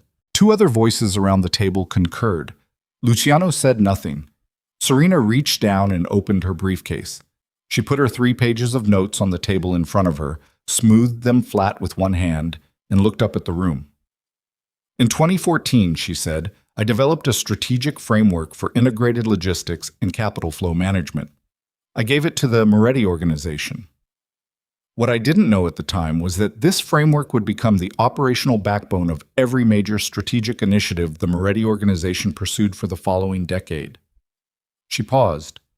What I also didn't know was that my name would never appear anywhere in connection with it, that every result it produced would be attributed to Luciano Moretti's strategic vision, and that 10 years later that same framework would be adapted, without my knowledge, with critical errors introduced in the adaptation, into the structural foundation of a billion-dollar money laundering operation connected to the Sinaloa cartel. She looked around the table. An operation that is structurally compromised, that will surface in federal anti-money laundering screens within 6 weeks of closing, and whose failure will create a blast radius that extends to every organization with adjacent capital relationships to the Moretti family. The room was very, very quiet. She looked at Luciano. He was looking back at her with the expression of a man watching something he built for a decade begin to come apart, not with violence, not with drama, but with the steady, structural inevitability of a building whose foundation has just been accurately described to the people standing inside it. I have documentation, she said. Everything I just described. The origin of the framework, the intellectual theft, the Barranca capital ownership chain, the cartel connections, the structural vulnerability in the capital routing mechanism, the federal exposure timeline. She reached down and picked up the hard drive and set it on the table in front of her. All of it. I'd like to walk you through it. Nobody moved. Then Ferraro said in a voice that had gone very quiet, Show us. And in the doorway at the back of the room, where he had been standing for the last 4 minutes in a way that she had noticed but not acknowledged, Marco Setti's face had gone the color of old concrete, because he understood, watching the hard drive land on the table, that the version of tonight he had planned was no longer the version of tonight that was happening, and that whatever he had been intending to offer this room, she had just made it obsolete. And across the table, Luciano Moretti's hands, flat on the table, had gone very still. The stillness of a man who has just understood that the problem he thought he solved 3 weeks ago in a glass-walled conference room on the 43rd floor has not only not been solved, but has just walked into the most important room in his world and sat down at his table and begun, with quiet and complete precision, to take everything. She talked for 38 minutes, not 40. 38, because the material organized itself more efficiently than she had planned, and because the room's attention had a specific quality, the quality of men who are accustomed to filtering information for relevance and have just been given information that is entirely relevant, that told her additional time would be redundant. When a room of this kind understands something, it understands it completely and quickly, and further explanation begins to feel like condescension.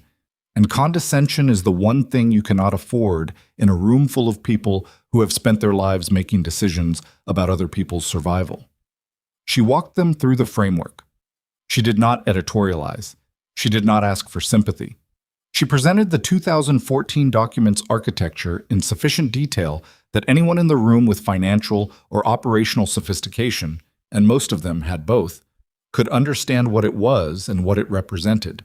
She presented SETI's chronological files, pulling specific entries that documented the meetings in which Luciano had presented her work as his own. She presented Varga's documentation of the Barranca capital ownership chain, the cartel connections, the capital routing mechanism, and then she presented the vulnerability. She drew it on a single sheet of paper, a simple diagram, 4 nodes connected by lines with the critical node circled. She passed the paper to Ferraro on her left and watched it move around the table. She watched faces as it passed. The quality of attention in the room shifted and sharpened as each person looked at the diagram and understood what they were looking at. A billion-dollar operation, 6 weeks from closing, a structural flaw that would surface in federal screens within 90 days of the capital routing mechanism going live. Adjacent exposure for every organization with financial relationships to the Moretti holding structure. When the paper had completed its circuit and returned to her, she folded it and put it in front of her on the table and looked up. "Questions," she said. The room was quiet for 3 seconds. Then 4 voices spoke at once. She answered them in order. Luciano said nothing for the full 38 minutes. He sat at the head of the table with his hands flat on the surface and his jaw set and his eyes on her, and she was aware of him the way you are aware of weather. Present, potentially dangerous, but not something you can negotiate with by looking at it. When the questions had run their course, a man she had identified as Thomas Brannigan from the Boston contingent leaned back in his chair and looked at the ceiling for a moment and then looked at Luciano. "Don Moretti," Brannigan said. "I'd like to hear your response." Luciano looked at Brannigan. Then he looked at the table. Then he looked at Serena. "This is a private family matter," he said. His voice was controlled, but the control had a texture to it.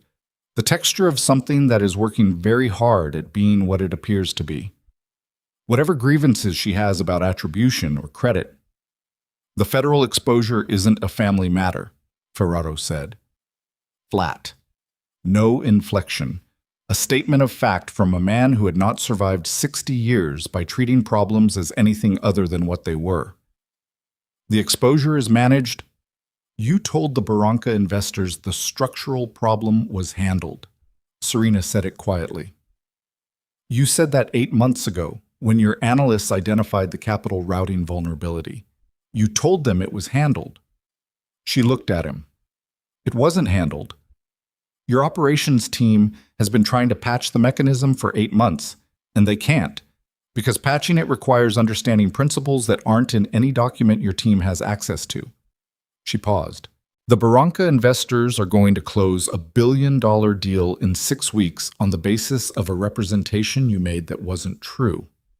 You don't know what my team—" "I know exactly what your team has and hasn't been able to do," she said. "Because I know every limitation of every adaptation they could have attempted, because I wrote the original. And none of the adaptations they could have attempted would work, because the vulnerability exists at the architectural level, not the implementation level. It can't be patched. The mechanism has to be rebuilt from the foundation." Silence. Brannigan said, to the room generally, "How certain are we that the federal exposure timeline is accurate?" The documentation on the hard drive includes the full anti-money laundering screening parameters for the 3 banking institutions in the Barranca feeder vehicles financial network, Serena said. The exposure timeline is derived from those parameters and the capital flow projections in the routing mechanism. It's not an estimate, it's a calculation. Brannigan nodded slowly. Luciano's hands on the table were no longer flat. His right hand had closed into something that was not quite a fist, but was moving in that direction, the fingers pressing against the mahogany with enough pressure to mottle the knuckles white. "I want to know," said a voice from the far end of the table. One of the Toscani representatives from Philadelphia, a man whose name she had not been able to confirm, older, precise, with the specific quality of stillness that belonged to people who had learned that stillness was more efficient than movement, who authenticated the documents on that hard drive. "I can speak to that," said Isabella Varga. The room turned. Varga was seated 3 chairs to Luciano's right. She had been sitting with her hands in her lap and her face professionally neutral for the entire 38 minutes. and now she spoke in the clear, even voice of someone making an official statement. My name is Isabella Varga. I served as intelligence director for the Moretti organization for 6 years. The documentation on that drive was compiled by me across the course of that tenure. I can authenticate every item in the archive by source, method of collection, and chain of custody. The room was absolutely silent. Luciano turned his head slowly and looked at Varga. It was the look of a man who has just felt the floor move under him and is determining whether it is going to hold. Isabella, he said. His voice had dropped to something that was almost quiet, almost personal, and that was precisely the register that made it most dangerous. Think very carefully about what you're doing. I have, Varga said, for approximately 2 years. You work for me. I worked for you, she said. There's a tense issue there that I've resolved. Something moved across Luciano's face. Not rage, not yet. Something that was the precursor to rage, the thing that exists in the moment before a man who has controlled rooms for 40 years loses control of one. His jaw tightened. The hand on the table closed fully, knuckles white against the mahogany. This meeting is over, he said. He pushed back from the table and stood. Sit down, Luciano. Ferraro's voice. Luciano looked at Ferraro. The two men held each other's gaze for a long moment. The particular silent negotiation of two people who have known each other for decades and are determining, in real time, whether that history is going to be an asset or a liability in the next 30 seconds. Luciano sat down. His eyes came back to Serena. And in his eyes, underneath the calculation and the fear and the controlled fury, she saw something else. Something she had not expected and that landed with an impact she had not prepared for. Recognition. The specific, terrible recognition of a man who is seeing clearly, perhaps for the first time, the precise nature of what he possessed and what he discarded, and what the difference between those two things has cost him. She held his gaze. She did not look away. The documentation, Ferraro said, needs to be reviewed by counsel from each organization represented here before any decisions are made. I propose a 48-hour review period. He looked around the table. Agreed? Heads moved around the table. Nods, mostly. Some faces still carefully neutral, processing, calculating. The Boston contingent leaning together in quiet conference. The hard drive goes to neutral custody, Brannigan said. Not to any single family's counsel. Agreed, Serena said, before anyone else could speak. Luciano said nothing. What? The room broke apart slowly, the way rooms do when something large and irrevocable has just happened, and people need the physical act of movement to begin processing it. Conversations in low voices at the margins. The Philadelphia contingent moving toward the exit in a tight cluster. Brannigan on his phone before he reached the door. Serena remained seated.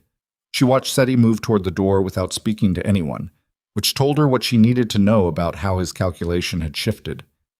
He had come into this room intending to be the person with the most valuable intelligence, and he had watched that position evaporate over 38 minutes, and now he was moving with the compressed urgency of a man reevaluating his options in real time.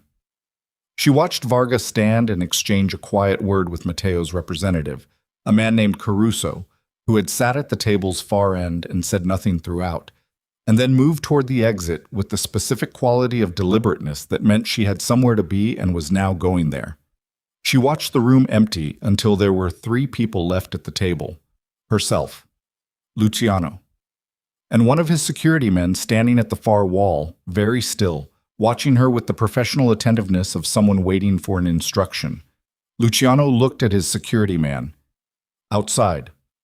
The man left. The door closed. The room was very quiet. The ambient sounds of the building filtered through. Distant traffic, the hum of climate control, the sound of conversation in a hallway that was already fading as people moved away. Luciano looked at her. How long? He said. Not a question, or not only a question. How long was I building the picture? How long did you know? I suspected the port deal had a structural problem about a year ago. I didn't know the Barranca layer until Matteo showed me. She looked at him steadily. I didn't know about Varga until 2 days ago. Something moved through his expression at Varga's name. She came to you. She came to Matteo. She'd been with him for 2 years. He absorbed that. She could see him absorbing it, The systematic revision of a model he had believed was accurate. The discovery that the pieces had not been in the positions he thought they were in. The divorce, he said. I know why you did it. Then you know it wasn't about Elena. I know. She paused. It was about removing the one person who could look at the port operation and understand exactly where and how it was going to fail. You needed me gone before it closed. You needed the blast radius clean. I needed to protect you, he said. She looked at him. He said it again, differently. Not softer, exactly, but with the particular texture of something that has been carried for a long time and is now being set down. The Barranca investors. If the deal had closed and the exposure had surfaced with you still connected to the family structure, don't, she said. Serena, don't tell me it was protection. Her voice was still level, but the level had changed. It had the quality of a surface that is not going to give regardless of what is applied to it. You built an operation on my work without my knowledge. You presented it to cartel investors as your own strategic capability, and when it started failing, you removed me to limit your exposure. The story you are currently constructing about protection is a story you are telling yourself because the alternative requires you to look at 22 years and understand what they actually were. He was quiet. What were they? He said. Quietly, without inflection. The question of a man who may actually want the answer and has no mechanism left for pretending otherwise. They were useful, she said. To you. I was useful to you for 22 years, and when I became a liability instead of an asset, you managed the transition with the same efficiency you applied to every other organizational problem. She looked at him. That's the truth of it, and I think somewhere underneath everything you've built your sense of yourself on, you know that's the truth of it. The room held the silence between them for a long moment. Then Luciano's phone buzzed on the table. He looked at it. His face changed. A rapid, specific change. The change of a man receiving information that is bad and is arriving at a time that makes it worse. He stood up. What is it? She said. He looked at her across the table with an expression she had never seen on his face in 22 years and did not have an immediate name for. Then he said, The Barranca investors were in the building tonight. They had a representative in the facility, an observer. He paused. They've been informed of the content of this meeting. The cold moved through her chest again. Not panic, but the physical recognition of the situation shifting beneath her feet. How? She said. I don't know yet. Seti. He looked at her. Possibly. Seti came into this room tonight planning to offer the families intelligence about the Barranca operation in exchange for protection. When that play became obsolete, he needed a new play. She was thinking through it as she spoke, the architecture of the situation resolving under pressure. The Barranca investors are the one party who still needs something from him. He's the one person who could go to them tonight and offer them advance warning about what's on that hard drive. If Barranca knows what's on the drive, they'll move to protect the capital structure before the federal investigators can access it. They'll restructure the ownership chain, move the capital, dissolve the feeder vehicles. She was standing now, her hands on the table, her notes in front of her. The drive becomes evidence of a structure that no longer exists by the time investigators can act on it. Luciano was looking at her with an expression that was, she realized, the expression of a man who is watching a person solve a problem and is experiencing the specific, disorienting recognition of how long he has been in the same room with that capability without understanding what it was. How long do we have it? He said. Until Barranca's people can reach their attorneys and begin restructuring. She looked at her watch. 2 hours? Maybe 3 if their legal team isn't on call. We. She heard the word register in his voice, the oddness of it, the particular weight of a pronoun applied to 2 people who had been on opposite sides of a table 3 weeks ago. The federal contact Mateo has arranged is outside this building right now, she said, waiting for me to walk out with the drive. She looked at Luciano. But the drive alone isn't enough if Barranca moves the capital structure tonight. The drive documents a structure that needs to still exist when the investigators access it. What do you need? She looked at him. She looked at the man she had been married to for 22 years. The man who had made decisions she had watched and organized and analyzed from every possible angle, and who had in the end made one decision she had not been able to see coming because she had been too close to the structure to see that she was inside it. She looked at him and felt nothing dramatic, just the particular clarity of a moment in which the path forward was visible and the path backward no longer existed, and the only operative question was whether the person in front of you was going to be useful or an obstacle. "I need you to call the Barranca investors directly," she said, "tonight, before SETI reaches them. I need you to tell them the meeting did not produce any material risk to the deal structure. I need you to buy 6 hours." He was very still. "You're asking me to protect the investigation into my own operation," he said. "I'm asking you to buy 6 hours. What happens in those 6 hours is the federal investigators accessing and acting on a complete evidentiary archive.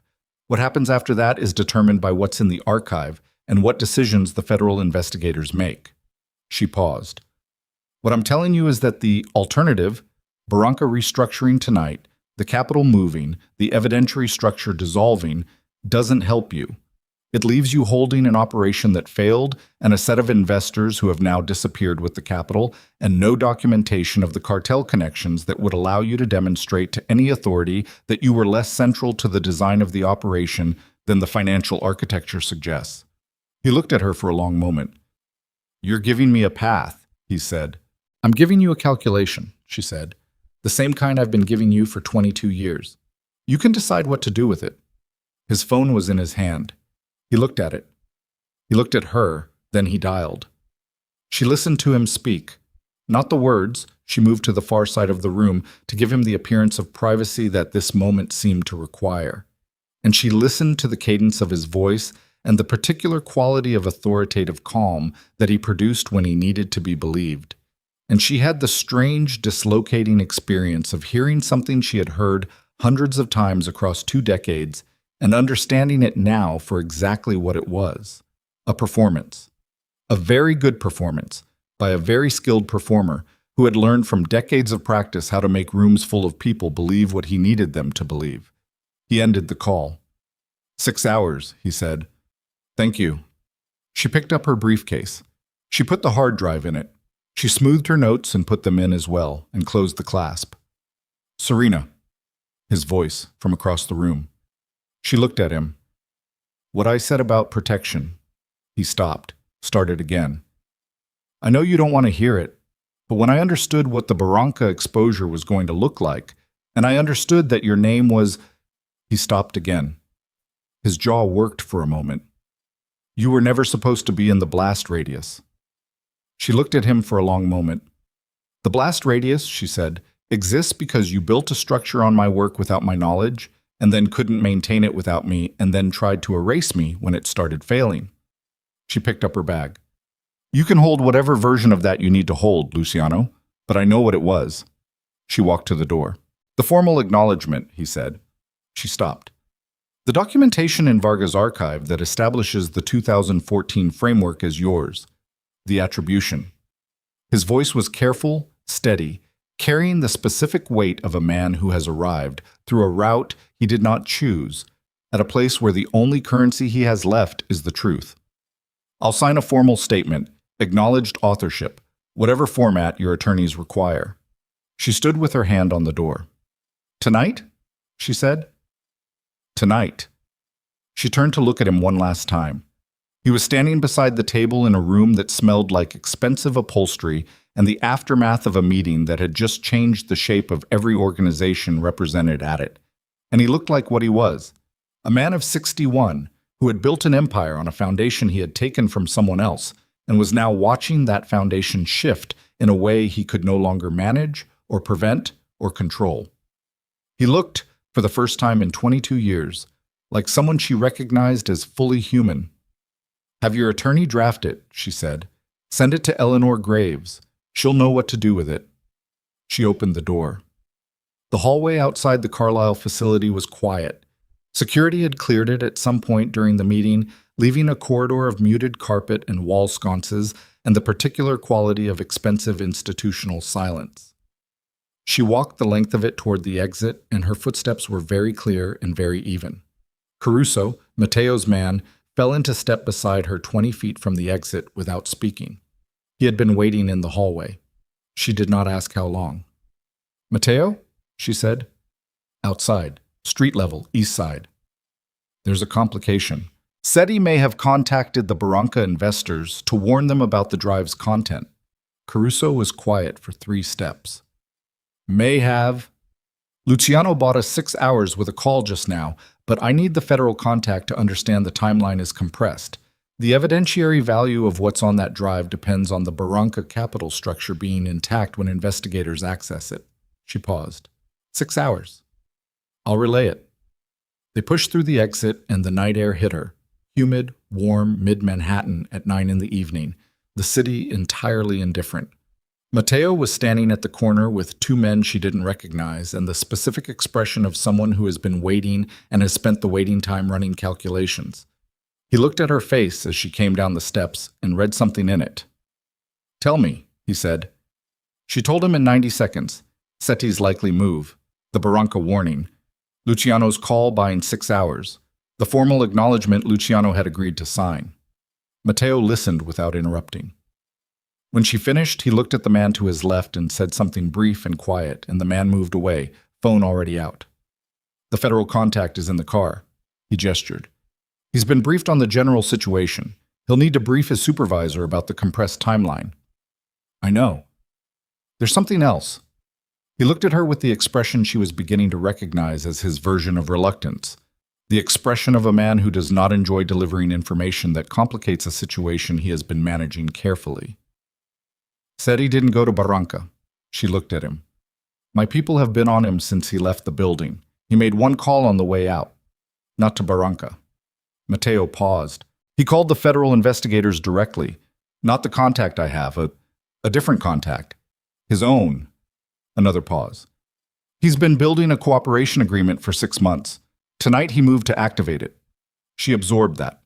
Stood on the sidewalk outside the Carlisle facility in the Midtown Manhattan night and absorbed the information that Marco Seti, who had sold her 2014 framework to Matteo as an opening credential, who had played double between the Moretti family and De Luca family for 3 years, who had come to tonight's meeting intending to offer intelligence to the highest bidder, had been building a separate lane this entire time. "He's going to try to get to the investigators before I do," she said. "He's going to try to position himself as the primary cooperative witness. If he gets there first, his version of the evidentiary picture leads, and his version leaves out Varga's authentication. His version doesn't establish the framework's authorship. His version—" She stopped. "His version makes him the central figure, the insider who brought the deal down, with whatever characterization of me serves his positioning." "Yes." She looked at the car. The federal contact was in the car. 6 hours before Barranca's structure might start moving if Luciano's call didn't hold. Seti already on the phone to a separate federal contact constructing his version of the night. "How far is Seti from wherever he's going?" she said. "Unknown." "Then we go now." She moved toward the car.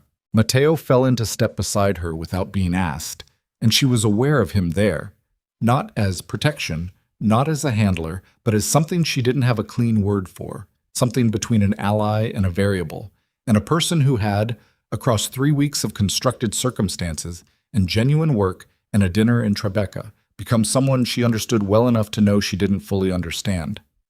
"Matteo," she said. "Yes. After tonight.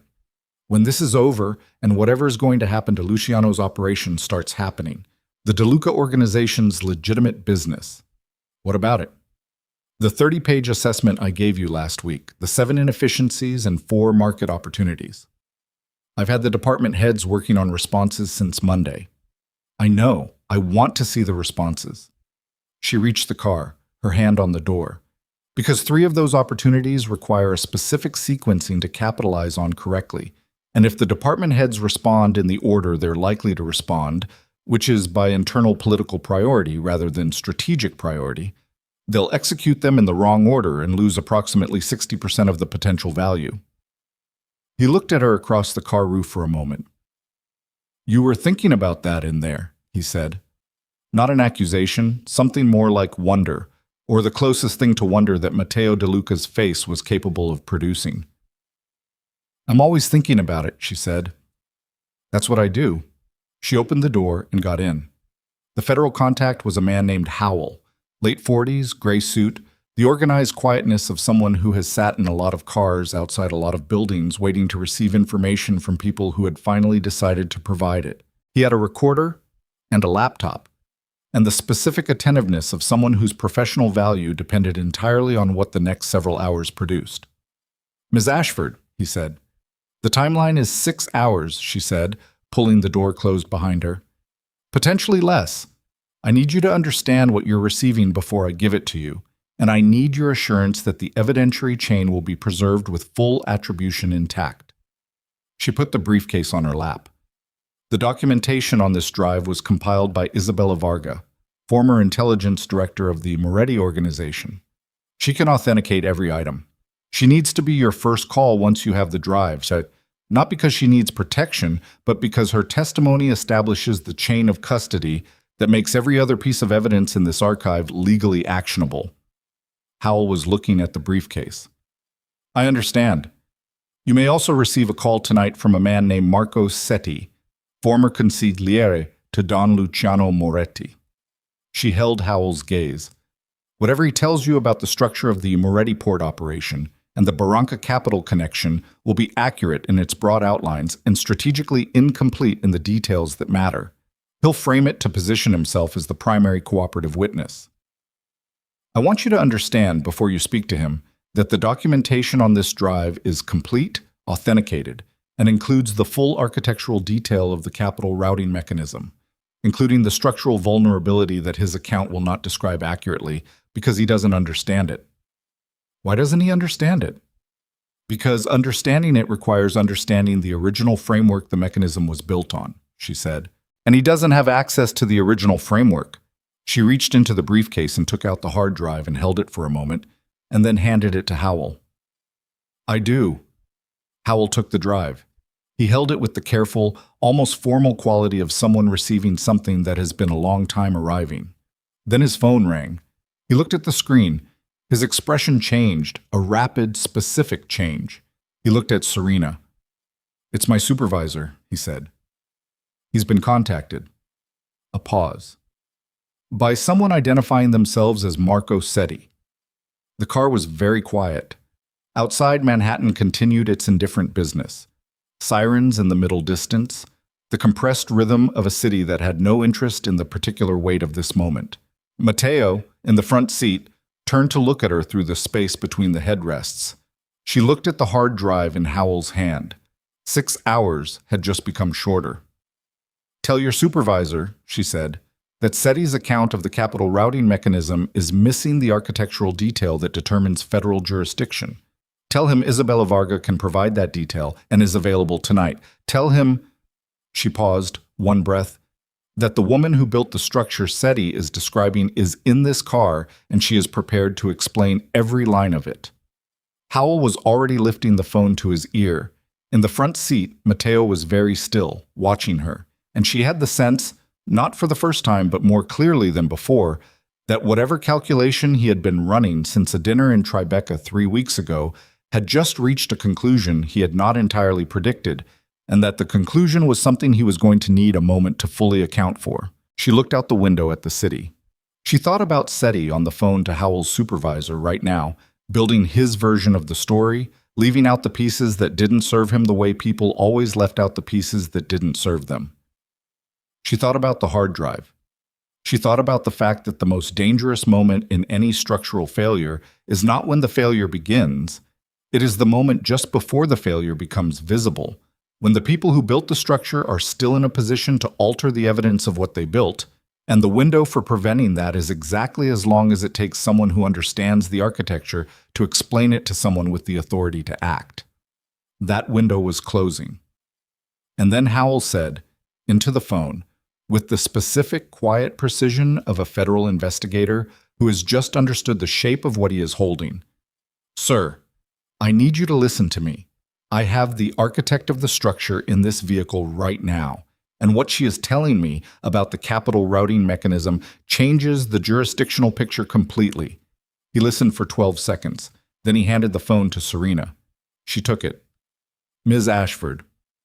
The voice on the other end was older, measured, with the particular authority of someone who had learned that authority expressed through volume was less effective than authority expressed through compression.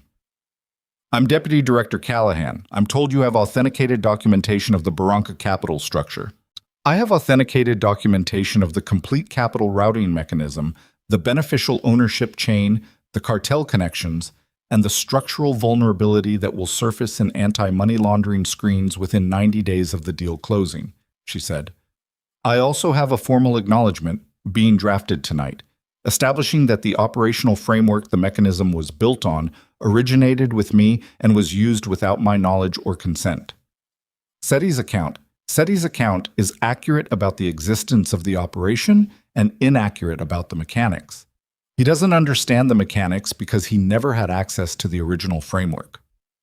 I built the original framework. I can explain every line of the routing mechanism's architecture in terms that will hold up to any level of forensic financial scrutiny your team can apply. She paused one beat. But the Barranca investors were warned that tonight's meeting produced risk to the deal structure. You have a window before they begin moving capital. That window is closing while we are having this conversation.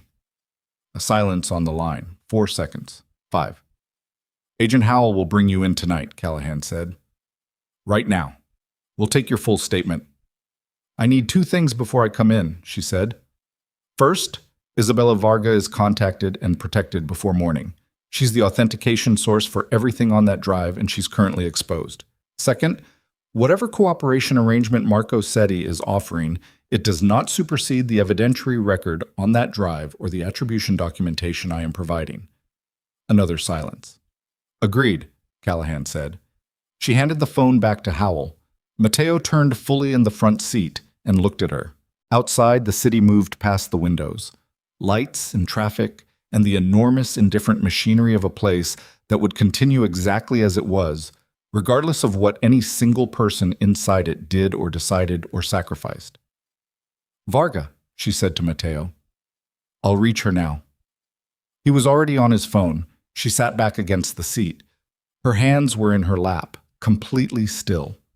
Her heartbeat was present, but not racing, just steady, functional, the body doing its work. She thought about Eleanor in her daughter's house tonight, hopefully sleeping. She thought about the Westchester property she would never live in. She thought about a conference room on the 43rd floor and a stack of papers with pink tabs and a pen she had picked up without hesitation. She had signed those papers 23 days ago. It felt like a different life. It felt like the last day of a life she had been living inside without knowing it was a cage until the door swung open and the person who opened it believed he was pushing her out, and what he had actually done was let her go. Howell said, Ms. Ashford, we're ready. Yes, she said. The car pulled into traffic. The federal building on Worth Street was fluorescent lit and smelled like bad coffee, and the particular institutional staleness of a place that runs 24 hours a day and has never once been designed for comfort. Howell brought her in through a side entrance at 10:40 in the evening and walked her through a corridor that had the quality of somewhere important.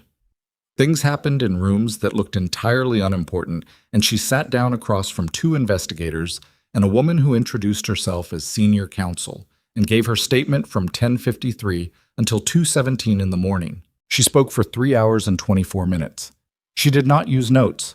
She had the notes in her briefcase, but she didn't need them because the architecture was inside her, had always been inside her, every line of it, the original framework and every subsequent adaptation and every deviation from the original logic that had introduced the vulnerabilities she had identified in a restaurant in Tribeca and drawn on a single sheet of paper that had traveled around a table full of powerful men and changed the temperature of the room.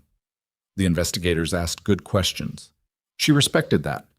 They asked the kind of questions that told her they had been working the edges of the Moretti financial network for long enough to understand the shape of it without being able to see inside it.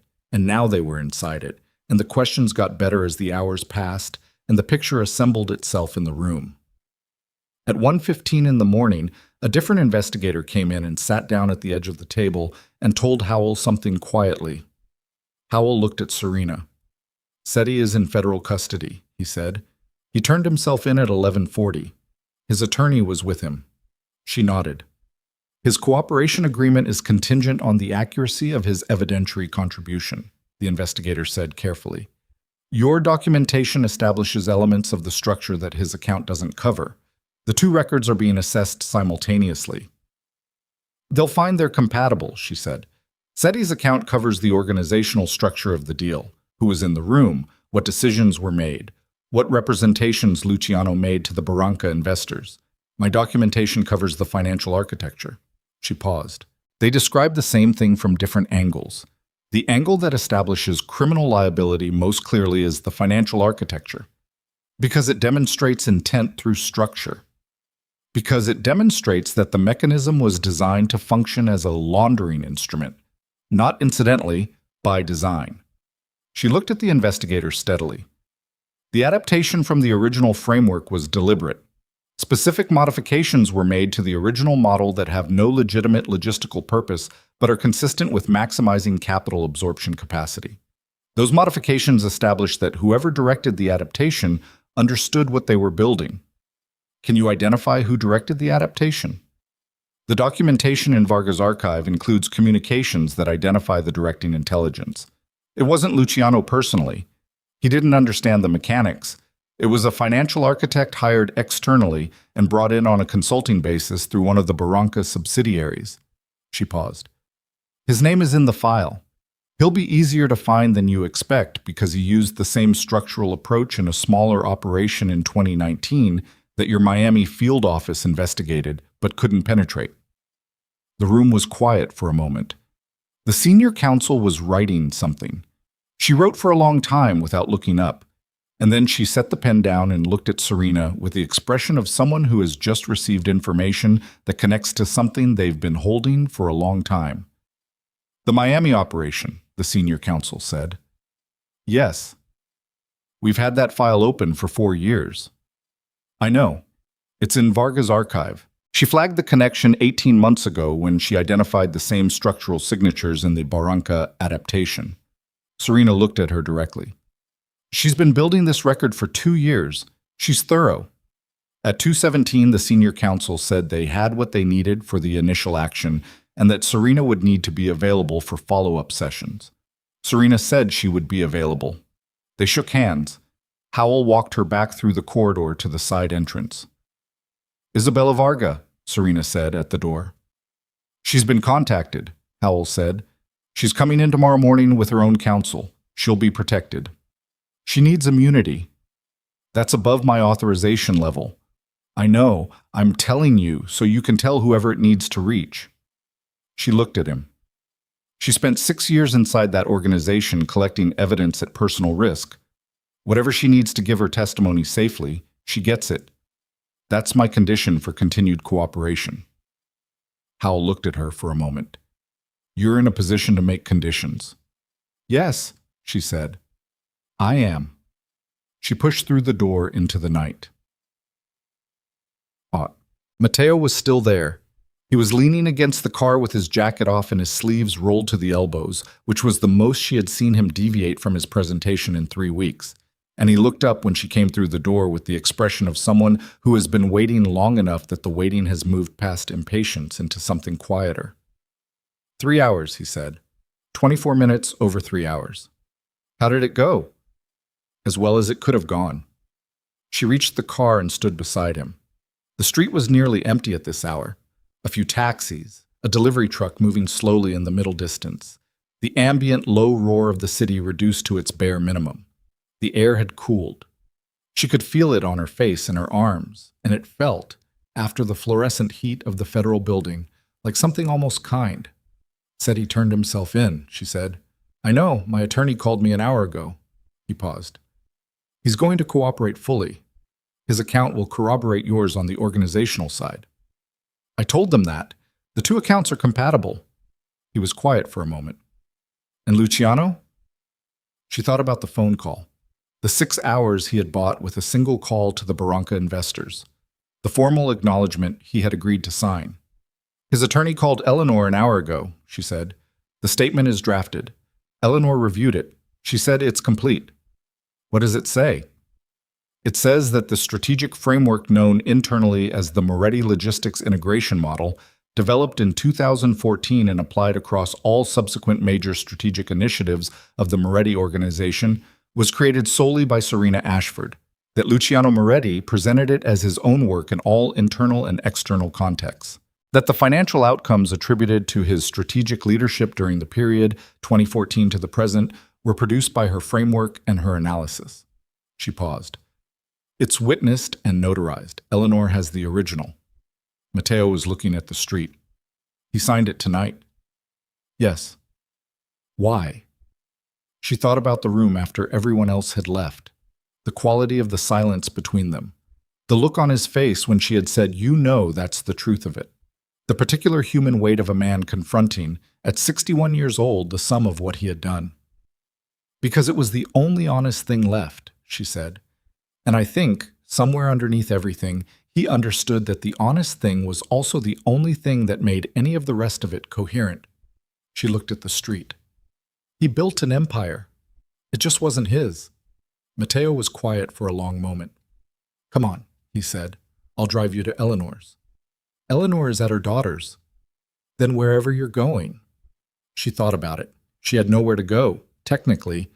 Still no penthouse, the Westchester property untouched, Eleanor's brownstone empty. She had the clothes she was wearing and the briefcase in her hand and approximately 3 weeks of salary from the DeLuca consulting arrangement and more knowledge about the inner workings of two of the most powerful criminal organizations on the eastern seaboard than any private citizen should reasonably possess. "Drive me somewhere with coffee," she said. "Good coffee. I have about 4 more hours in me before I need to sleep and I don't want to spend them somewhere quiet." Something moved in Matteo's expression that she was now experienced enough to identify as the closest approximation of a smile his face was willing to produce in uncontrolled circumstances. He opened the car door. 6 weeks later, the port acquisition did not close. The Barranca Capital Group withdrew from the deal 22 days after the night at the Carlisle facility, citing due diligence concerns that were described in their public statement in terms so vague as to communicate clearly to anyone who understood the shape of these things that the withdrawal was anything but voluntary.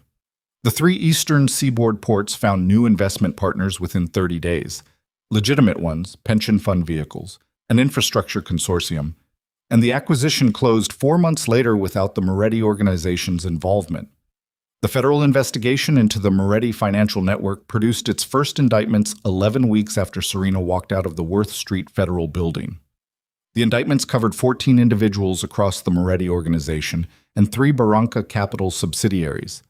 The financial architect from Miami, whose name was in Varga's archive, and whose structural signature Serena had identified across 2 separate operations, was arrested in Fort Lauderdale on a Tuesday morning and provided his own cooperation agreement before the week was out.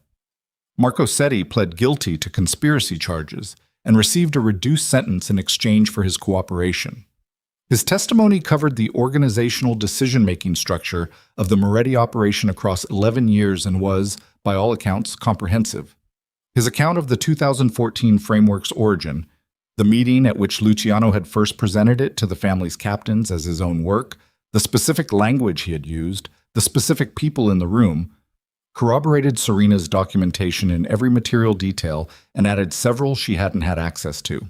Isabella Varga received full immunity in exchange for her testimony and the authentication of the archive. She disappeared from public view immediately after her cooperation was formalized, in the way that people disappear when they have done something genuinely dangerous and have been given the resources to disappear well. Serena received a single text message from an unknown number 3 months later. It said, "The Miami case closed too. Thought you'd want to know."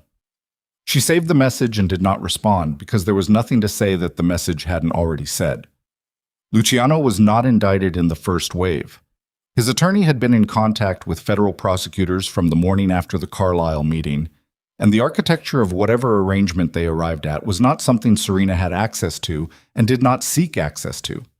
What she knew was that the Moretti organization fractured in the months that followed, not dramatically, not with violence, but with the specific structural dissolution of something that has lost the organizing intelligence that held it together. Captains aligned with other families. Subsidiaries were sold or shuttered. The Moretti name, which had meant something specific and weighty on the eastern seaboard for 40 years, began to mean something different, and then less, and then something that people referenced in the past tense. Luciano himself remained in New York. He was seen occasionally. Restaurants, a car, a building entrance. He looked older in the photographs that appeared without any apparent context in certain publications, the kind of photographs that told you someone wanted them taken. He never made a public statement. His attorney made statements on his behalf that said nothing clearly, which was its own kind of statement.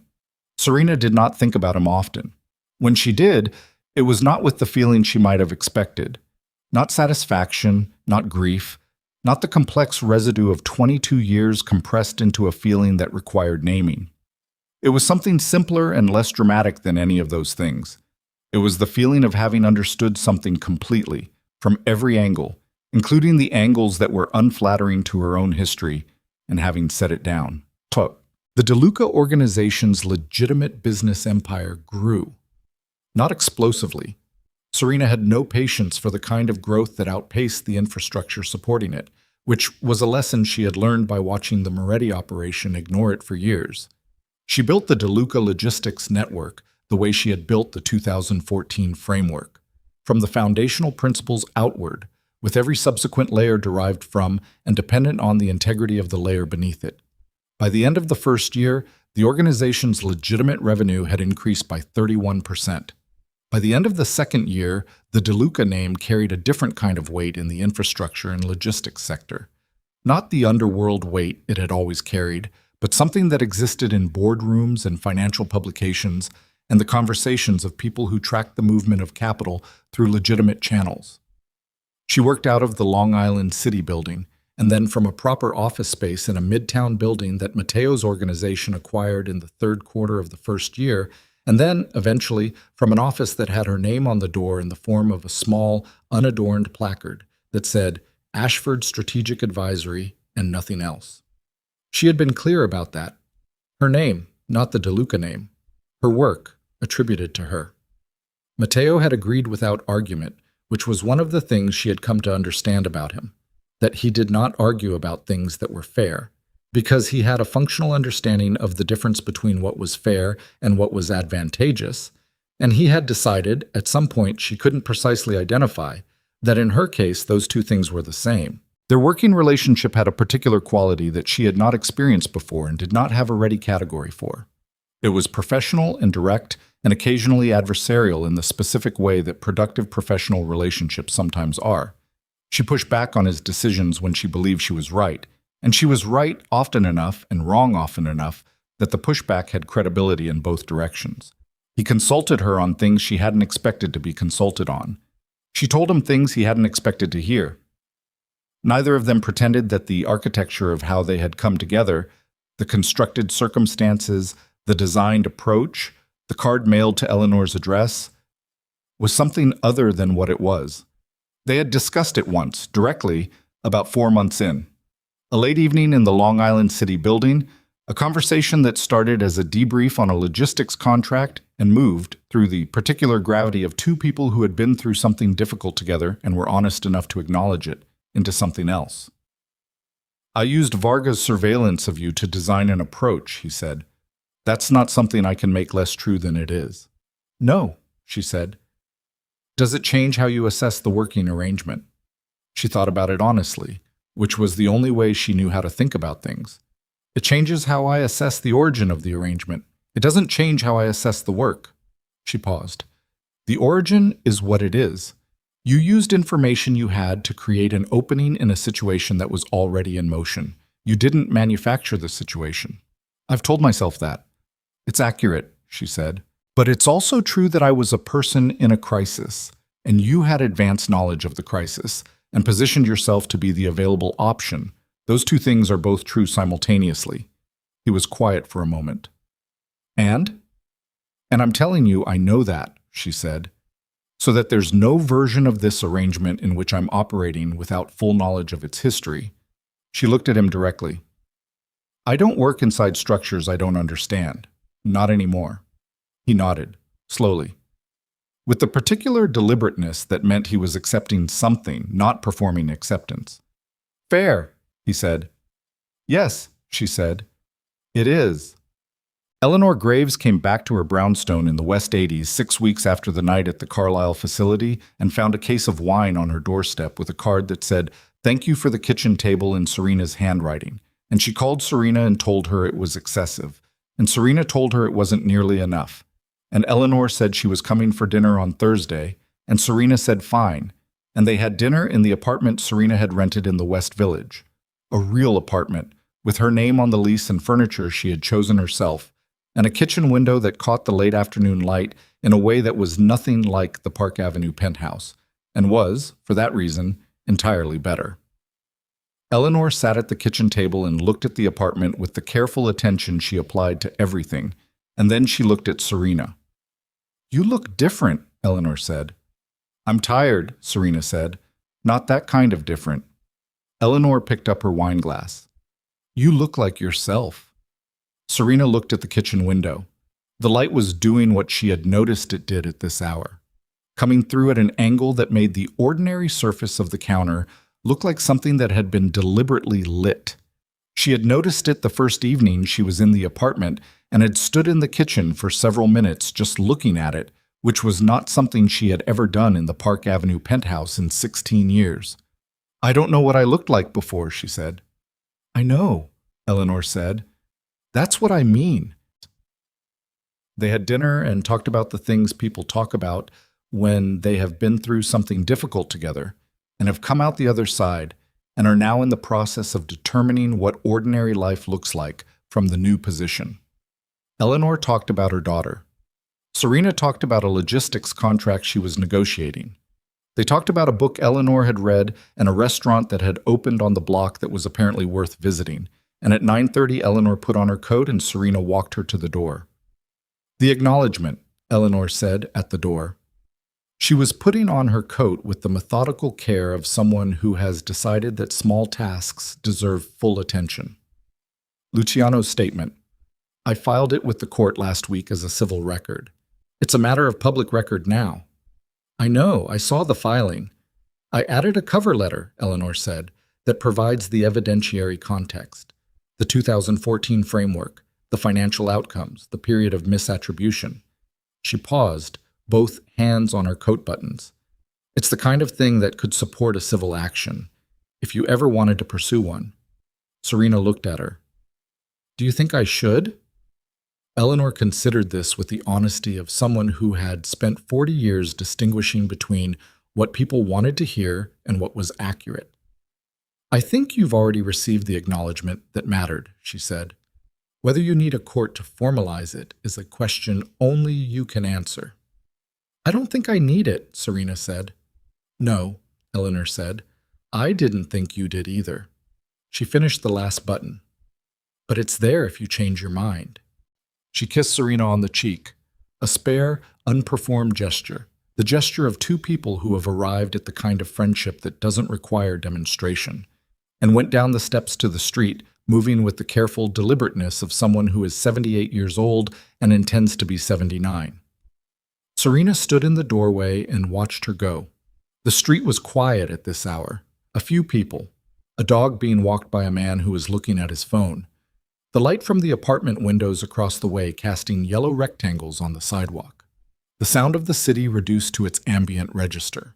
Present, continuous, not demanding anything. She thought about 22 years. She thought about them the way you think about a thing when you have finally gotten enough distance from it to see its actual shape, rather than the shape you believed it had while you were inside it. 22 years was a long time. It was long enough to have learned an enormous amount. It was long enough to have become very good at something, and to have produced work that mattered, and to have existed inside a structure that was, in the end, not what it had appeared to be. 22 years was long enough that losing it had felt, in the first hours, like losing the definition of herself. Except that she hadn't. She had walked out of a conference room and down an elevator and onto a sidewalk in Midtown Manhattan with $70 and the sum of everything she had learned and built and observed across 22 years. And that sum had turned out to be not a diminished thing, but the only thing, the one thing that had never belonged to the structure and had therefore survived the structure's end intact. The silence they had mistaken for obedience had always been observation. She had been watching and building and understanding the entire time. She went inside. She washed the dishes from dinner with the methodical attention she gave to small tasks now. She had discovered, in the week since the apartment, that small tasks done with full attention produced a particular kind of quiet that she had not had access to in a long time, possibly ever.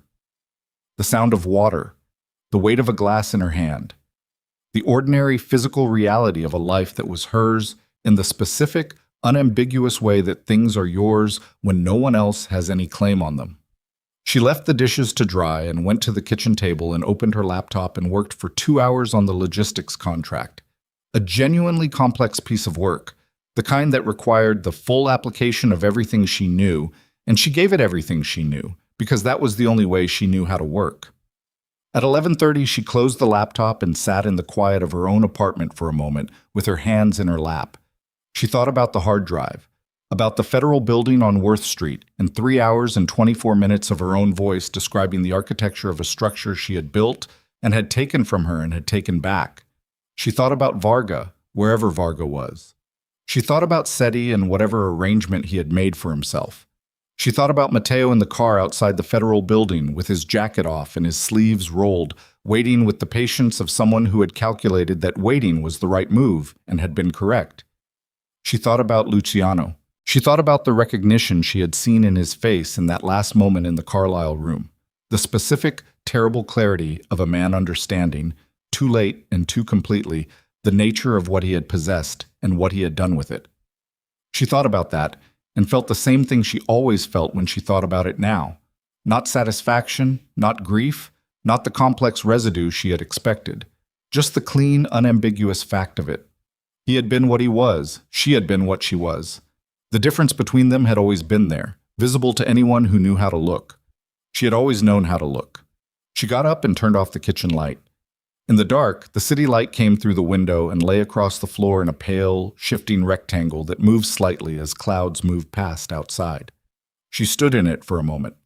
Then she went to bed, in her own apartment, in a life that was hers, in the particular and unglamorous peace of someone who has come through something real and has not been diminished by it, and knows, with the specific certainty of someone who has tested the knowledge against everything and found it holds exactly what they are worth. Outside, Manhattan continued its permanent, indifferent business.